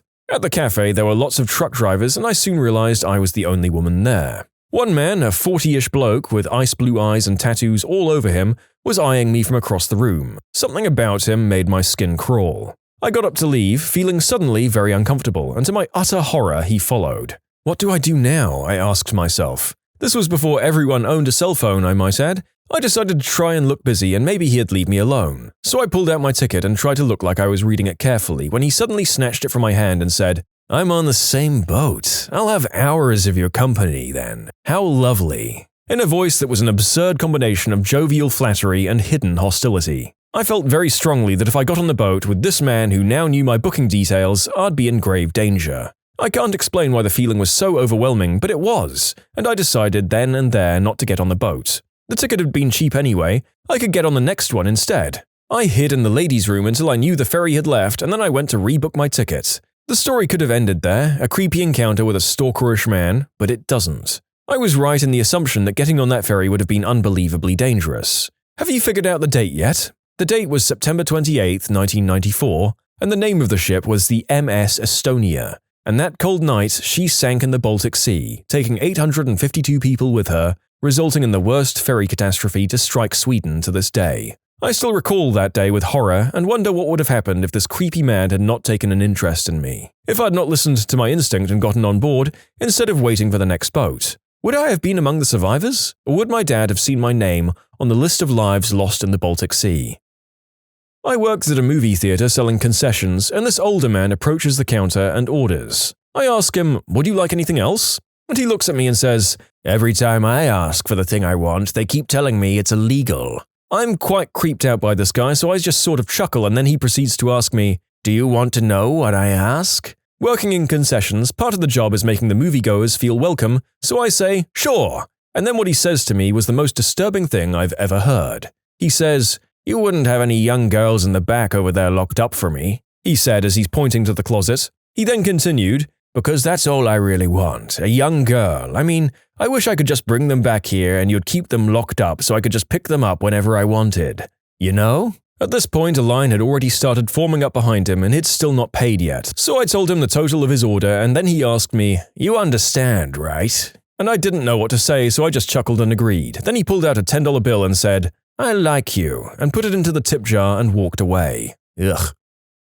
Not to me, but to my sister. She and her first husband had just had their first child a few months prior. My brother-in-law was working the graveyard shift at his job as my sister stayed home taking care of my nephew. Around 2 a.m. she heard loud knocking on her back door. She went to go check it out and saw a lady banging on the door asking for my sister to let her in. The lady told my sister that her husband had just beaten her down the street and was looking for her. My sister was hesitant to let her in since she had a newborn in the house and didn't want to interfere. She told the lady that the best she could do was call the police for her. The lady told my sister to not call the police and to let her in. This is where my sister got suspicious. She went to get her phone and called 911. When she went to the back door, the lady was gone. The police arrived a few minutes later and they told my sister that the same situation happened a few streets down. Apparently, the couple would do this act to get into people's homes. I'm sure this is very common, but having it almost happen to my sister and nephew just creeps me out. Some real Clockwork Orange crap. Thank God for your instincts on that one. The gormless narrator who can't say no to people would probably have let her in no matter how worried he was. Cop here. I've posted this story before, so it might sound familiar. I was dispatched to a house at about 1 a.m. for a prowler. We get there and talk to the residents. Long story short, they saw two people wearing masks, one Jason-style hockey mask, and I don't remember the other. They'd seen them in the yard across the street. It was about 2 weeks past Halloween, so it seemed believable. We check the area and don't see anything. 10 to 8. It's worth noting the residents don't seem drunk or high or crazy at all. A few times you'll get a similar call and get there to find the resident is strung out on crystal and seeing things. However, back to the story. An hour later we get called back. This time we have our dispatcher on the phone with them while we're surrounding the area. We, about 5 of us, are in a perfect position and dispatch tells us they can see the prowlers in the next yard. We start to move in. Dispatch says the residents saw the two prowlers wave and move into the shed. Guess where I am? That's right, next to the shed. I give verbal commands, bang on the door, and nothing. Screw it, fine. I'll come in after you. Doors open, and empty. I even think to check for a trap door. Nothing. It's raised about 4 inches, so there isn't even a possibility of a door leading out. Again, check the area and find nothing. I talk to the residents. They said as I was moving in on the shed, the two put their fingers to their lips, giving the shush sign, and then they both waved. They moved into the shed as I was next to it. We went over every possibility trying to come up with an explanation. If the caller was just messing with us, they had no prior history of it, as in repeated calls for service at the address. I'm not much of a believer in paranormal stuff, but I can still appreciate a situation where I can't logically explain what just happened. You can submit your own stories to be featured here on the channel. The story submission link is in the description below, and if you want to listen to some vibey music in the background, check out easymode, also linked below, and subscribe. One night about 10 months ago, there was a pretty heavy snowstorm in my area. All of the roads were closed and a curfew was issued for everyone except emergency medical personnel. I'd been shoveling snow for most of the day and was dead tired come nightfall. Didn't have energy to do much of anything besides eat dinner and lay down. I fire up some OG Star Trek and begin to doze off. A couple of hours later, around 1 a.m., I hear the sound of a door rattling and a slight whisper saying my name. I sit up a bit and realize it's coming from my parents' room, becoming fainter with the passing time. After 10 minutes or so, I gather up the courage to see what the heck is going on. Crappy folding knife in hand, I peek out into the hallway and I don't see anything. The noise is still coming from the room next door, the rattling becoming more rushed as I approach. Cautiously, I open the door and sneak inside. It's pitch black and I can't see anything. My eyes are taking entirely too long to adjust to the darkness. I'm shuffling forward and all of a sudden, something grabs and pulls on my leg. At this point, I was so freaked out I jumped back. As the whispers continued, I recognized my dad's voice. He was asking me for help. He had a stroke while walking to use the bathroom around 1 a.m. that night. After he fell, he was able to use his left foot to rattle the door to his bathroom. My mum fell asleep on the couch in the living room and wasn't around to help or hear. I was able to grab the house phone and call 911, and despite the weather, the police and an ambulance arrived within 10 minutes. That was the scariest night of my life. The doctors told us there wasn't much hope for my dad before going into surgery since he had had a hemorrhagic stroke and there was a massive amount of internal bleeding. Fast forward 10 months and my old man is cognitively the same, just paralyzed on his right side. He had every infection under the sun while in hospital, but he staved them off and is still with us today. He was my best friend before the incident and my hero after. In conclusion, heard some rattling and whispers, freaked out, found my dad lying on the ground after a massive stroke. I was visiting my hometown and decided to pick up my old high school friend from his house and take him to dinner and a drink to catch up. He's kind of stressed and tells me that his ex, with whom he'd broken up with over 2 years prior, has been stalking him and harassing him. I drove him home afterwards and it starts to drizzle. As I drop him off at his house, the neighborhood was dark and quiet by now, we both notice a bag tied to my side view mirror. It was likely attached when we were at the restaurant. We open it to see a poorly taken photo of a tree taken at night with a flash. There was a brief letter, obviously written from his ex, that said, "I buried our first love letter under this tree 3 years ago. This tree is growing from our love." I made sure my friend got into his house all right and got the heck out of there. When I was 16 in the mid-90s, aka the "I know everything, I'm invincible and you can't stop me" age, I got in a fight with an acquaintance while a whole bunch of us were hanging out at his house. Stupid fight, can't remember what it was about, but decided, screw it, I was going home.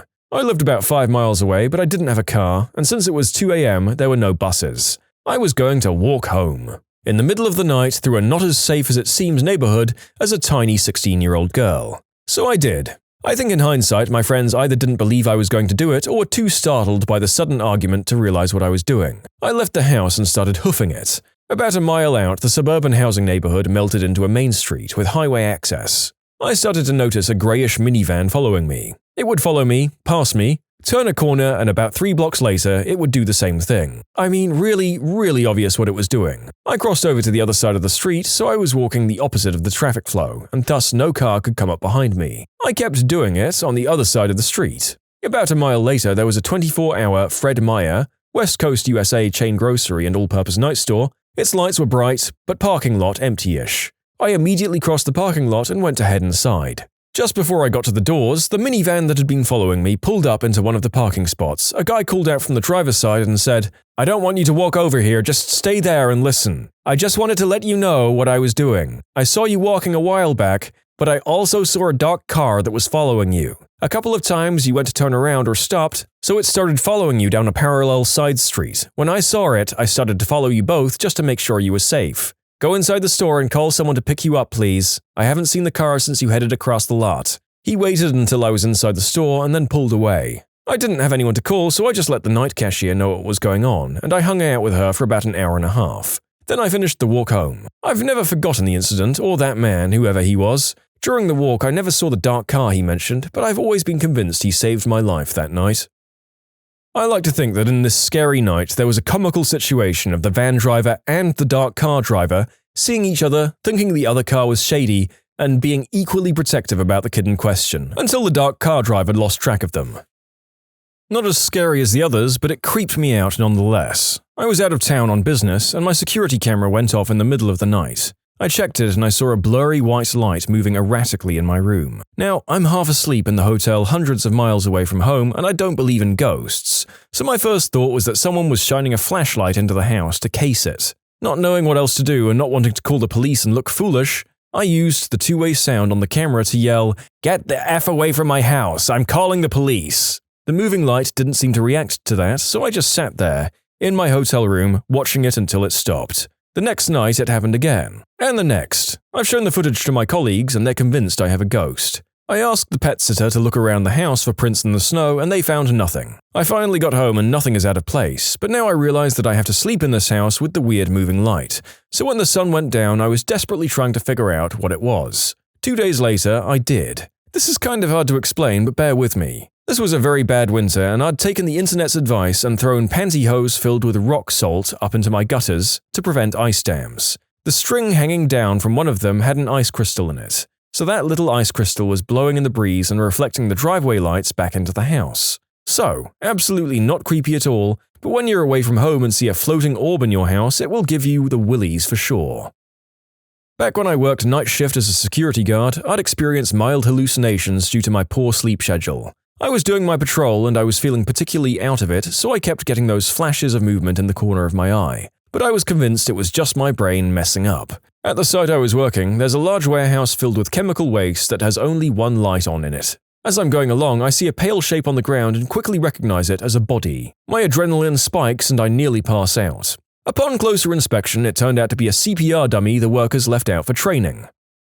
I was sitting in our office room home alone when I was 19. I was typing a paper for one of my college classes. The office room used to be my sister's room before she moved out, so a lot of her decorations are still there. She had a photo of a mountain range, an oval-shaped mirror, and 3 different hangings that read Faith, Hope, and Love. This makes 5 total things hanging on the wall in the room. Suddenly I got random chills, which happens all the time, it was pretty cold there. But this time, as soon as I got the chills, everything in the room hanging on the walls fell off simultaneously. This really freaked me out, but it got a tiny bit worse. I got up and walked out of the room only to notice everything hanging on a wall in my house had fallen, besides the television in my room. All the pictures in the living room and the other rooms, all of the trophies in my room from Little League sports, and even a stand that held candles. I wasn't sure what to do. I picked up all the stuff and hung it back up, which actually took me around 15 to 20 minutes. Then I drove to campus to finish my paper. Never told my parents.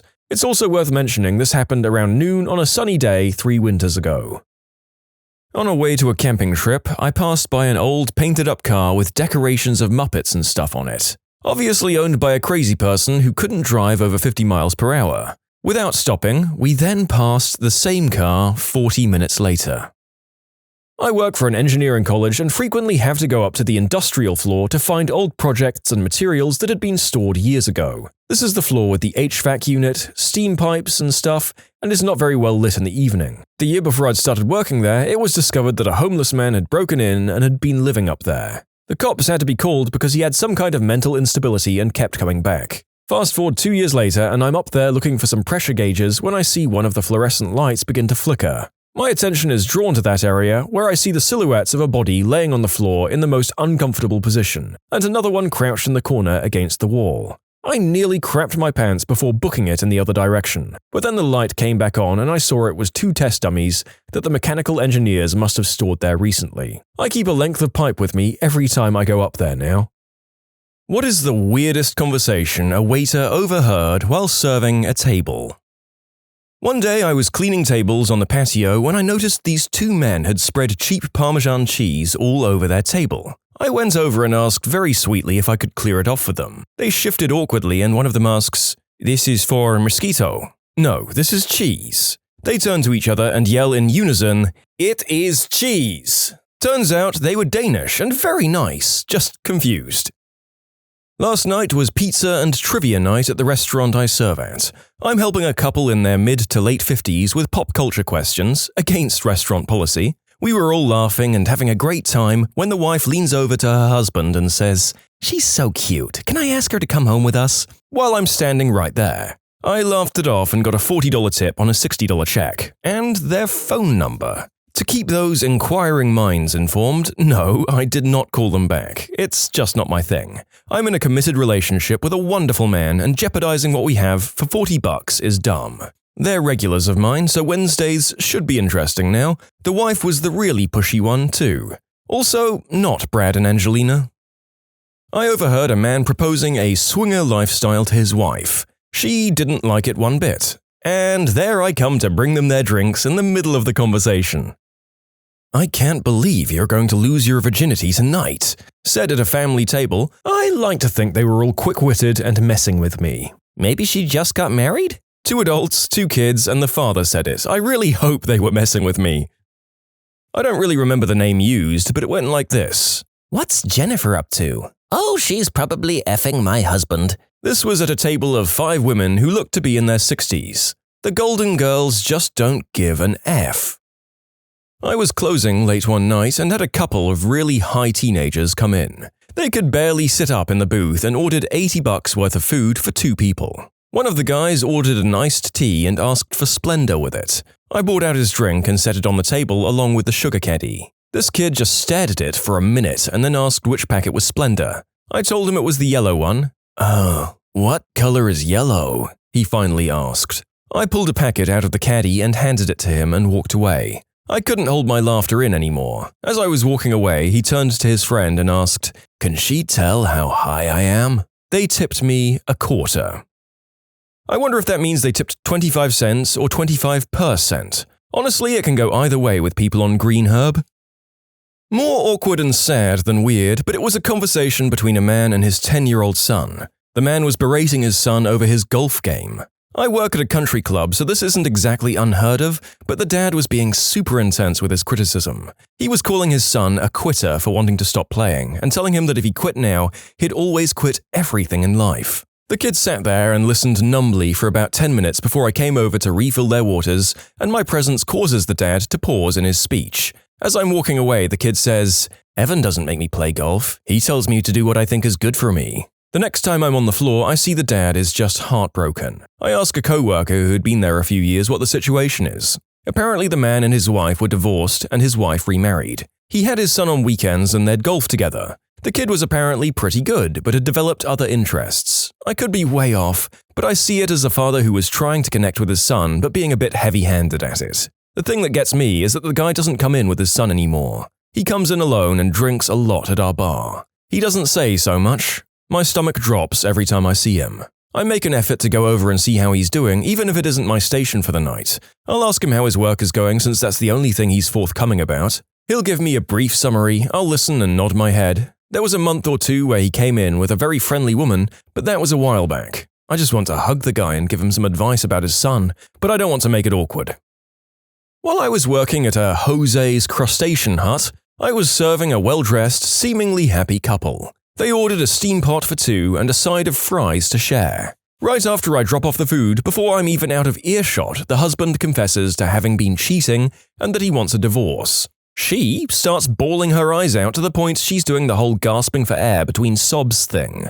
And my manager immediately rushes over to try and see if it was something she could fix because a full restaurant on a Saturday night is not the place for a screaming, sobbing woman. In the end, the couple stayed for 3 hours, didn't touch any of the food, and just had me throw it all out. Very weird day. Is Jose's Crustacean Hut a bad fake name for Joe's Crab Shack? I am so ashamed that I accepted she worked for a chain called Jose's Crustacean Hut without thinking twice.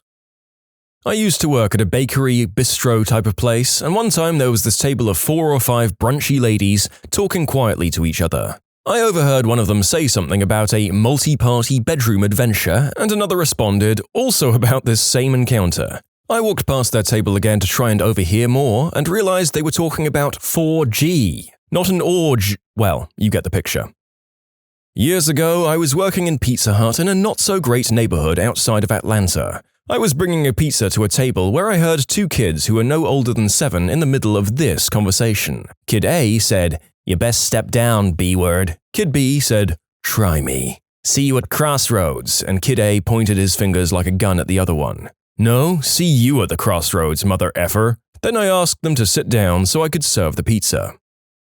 About 6 years ago, I was working at an Italian restaurant in California. A couple came in for lunch and ordered 2 iced teas and a 3-course special. Appetizer, entree, and dessert each. Maybe $25 total, the portions were smaller. After they down it, in about 25 minutes, the guy gets down on one knee and proposes to the lady. Keep in mind, this is like 11:45 on a Tuesday. She covers her face and the guy spends 20 minutes on one knee trying to convince her to say yes. It was the most uncomfortable thing that's ever happened to me. I had to go and drop off the check while the guy was still on his knee because he called me over. Anyway, they leave and come back in 2 months later and engaged, so it worked out, I guess.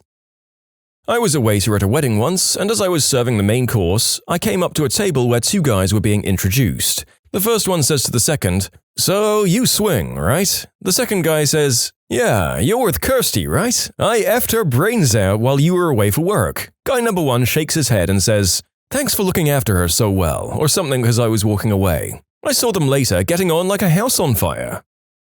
I wonder if the author means that these guys were just becoming really good friends or whether things were getting hot and heavy. Although I guess swingers aren't bisexual by default, so I guess I'll never know.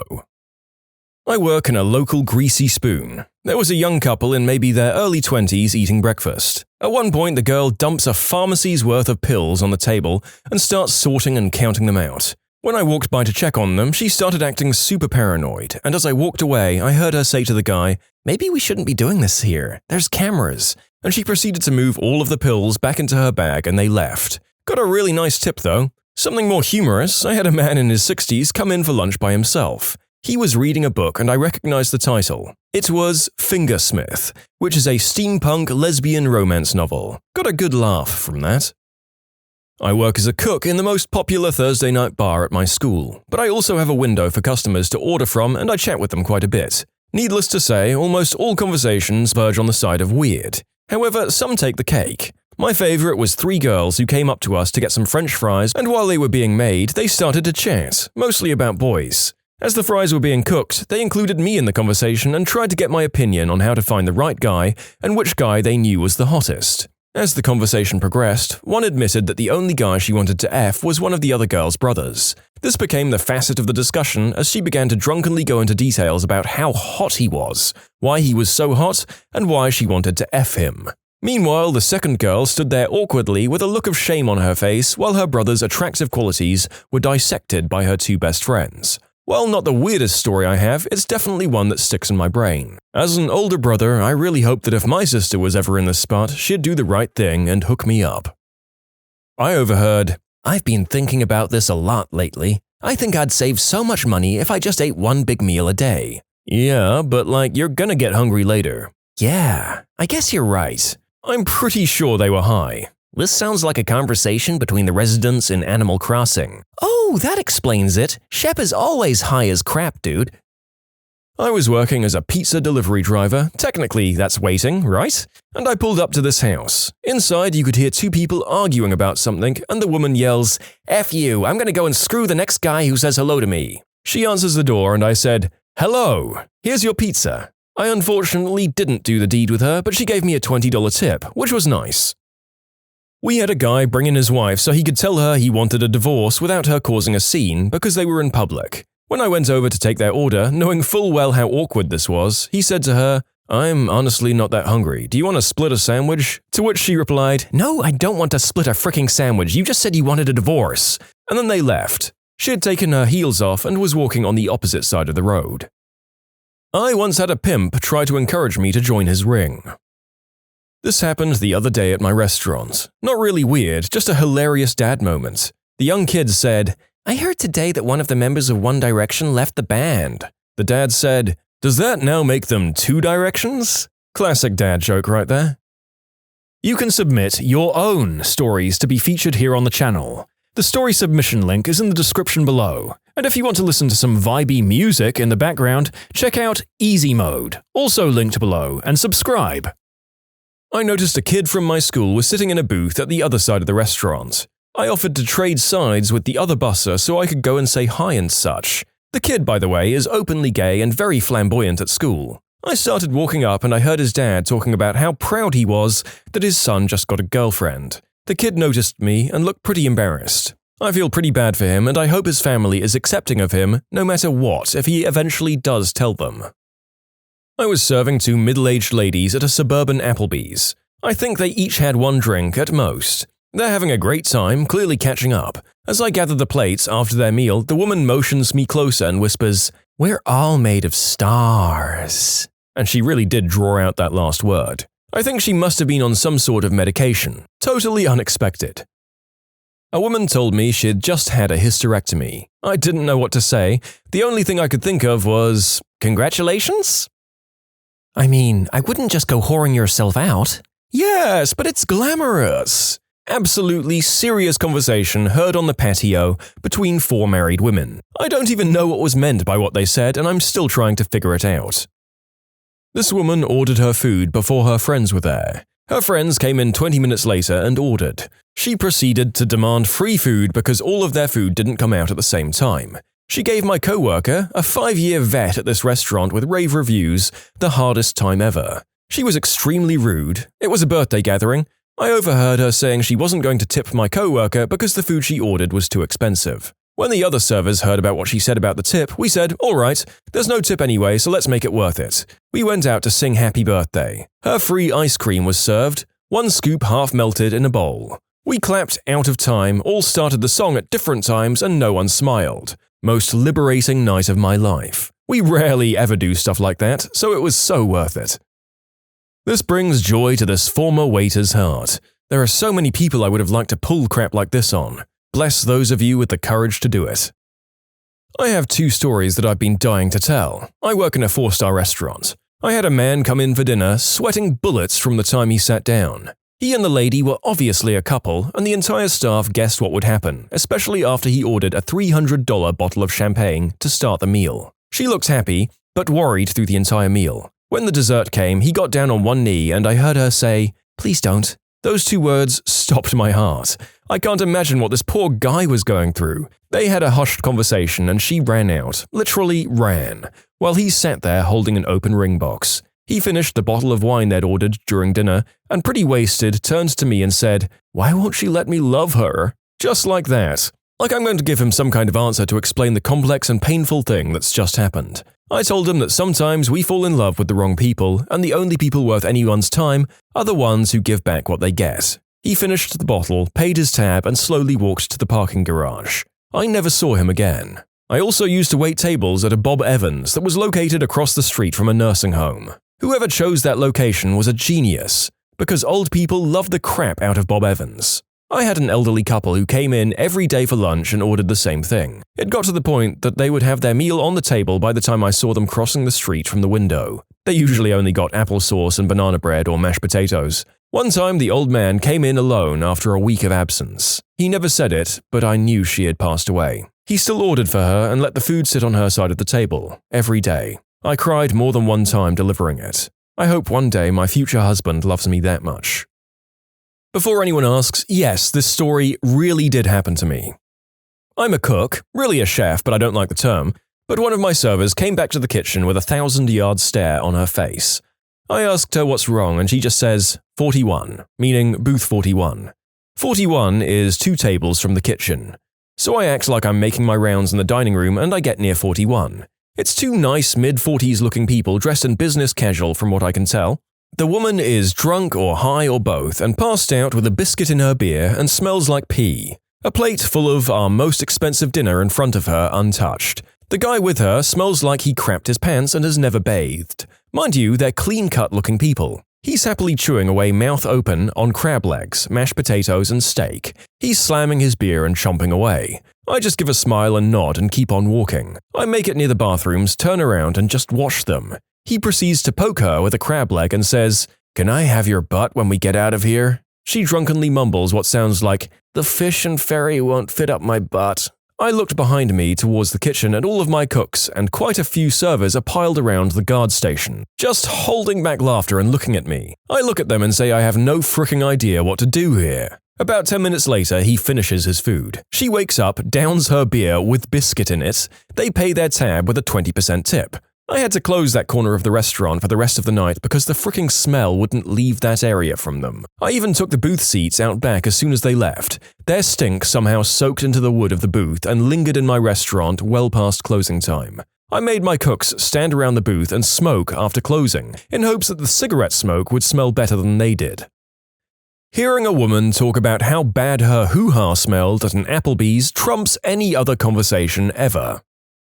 I wait tables in an assisted living home, an old folks' home, and have one table filled with men with dementia that have the same one or two conversations every day. First they introduce themselves, then they either talk about how one of them had a cousin who was his age and was more or less a brother to them, or about how the union saved everything. We used to work for $1 a day, and it was hard work too. We'd still be doing it today if it weren't for the union. And if you didn't join, you were called a scab and they'd burn down your house or car. Those were the days. I've waited Chinese food for 5 years now. At the first restaurant I worked at, I heard a table of old women talking about how one of them was going to kill their husbands and what she was going to do with the insurance money. I stopped by to fill waters and asked what the talk of the day was. Weather, according to them. In hindsight, I should have said something, but I was 15 and scared shirtless. Most recently, a guy in his early 20s was having lunch with his grandparents, and as I go to drop off the check, he gets all upset and says to the grandma, "I shower 3 times a week now, jeez." The same day at the bar, I heard a girl end her story with, "And that's how I learned what midget tossing was." My favorite was a few years ago, and it was a brother and sister in their 70s. I'd waited on them before. They always sit in the same spot, away from people and near the kitchen. I come out of the kitchen and turn the corner, and the lady is giving her brother the bird, screaming, "Frick you, Morty, I should have smothered you when I had the chance." I mean, that just sounds like another day in sibling town, to be honest. I know very close families who have no filter around each other, and it's glorious. I was working late night on a slow Thursday at the local pizza shop as a driver. Man comes in to look at the menu board and asked me if his wife could use our bathroom. The place was takeout and delivery only, so we didn't have public bathrooms. I got the okay from my manager, and the guy motioned through the window for her to come in. The manager shows her to the back, and the guy says he doesn't see anything they want, so he's going to wait in the car. When my manager comes out, she says the woman is not okay and is incoherent. When we looked out of the window, the guy was hauling tail out of the lot. He had picked up a mentally challenged girl, entertained her for the evening, and then dropped her off. We called the cops and they took her to a shelter. Creepy and sad. I once overheard a mother tell her 12-year-old daughter, I'm guessing on the age but she looked fairly young, that she was not planned. I walked by just in time to hear her say, "Oh, don't worry, honey. Even though you're an accident, you're a well-loved accident." The girl looked at her mum with the saddest look on her face and burst into tears. I work as a host. Last night I had a middle-aged couple come in. I ask if it will be for 2, and the gentleman tells me they need a table for 3. The woman he's with immediately shoots him a confused look. I ask for the name of the guest joining them so we can show her to the table later. He says, Christine. She takes a deep sigh and says, "Really? She's coming?" To which he replies, "Well, she was invited," in a tone that suggests he wasn't a big fan of Christine either. Fast forward 15 minutes, and a nice middle-aged woman comes up to the host stand and says she's looking for her husband and his co-worker. Of course, she tells me she's Christine. Not a single one of them looked comfortable for that entire dinner. I'm a current indebted servant of Olive Garden. Some of the weirdest conversations I hear are about myself. "She's so young. Do you think she has kids to support? Why isn't she in school right now? I mean, it's Olive Garden and not an adult club. She has to be wearing colored contacts. Green eyes aren't real." I get elderly men who tell me they're lonely and ask if I will take them home just for the night. One man told me it was his 94th birthday, and when I asked if there was anything special I could do for him, he said, "Yeah, you can sit on my face." I almost got fired that day. I get really entitled high school girls who try to quietly talk crap about me being just a waitress and a total loser in life all the time. But the all-time weirdest was when I walked up to 2 high, and I mean completely toasted college students discussing aliens. "They could be one of us. How do you think we can do organ transplants? That's not natural. We can't grow organs, so where do we get them?" Illegal aliens, man. They land here, but they're just like us. So we take their livers. When you subscribe, make sure to hit the bell to turn on notifications. Put the playlist on in the background to finish listening to all the stories, or if you want some vibey music to put on in the background, check out easymode. If you like Am I the Genius, give Am I the Jerk a shot. Everything linked in the description.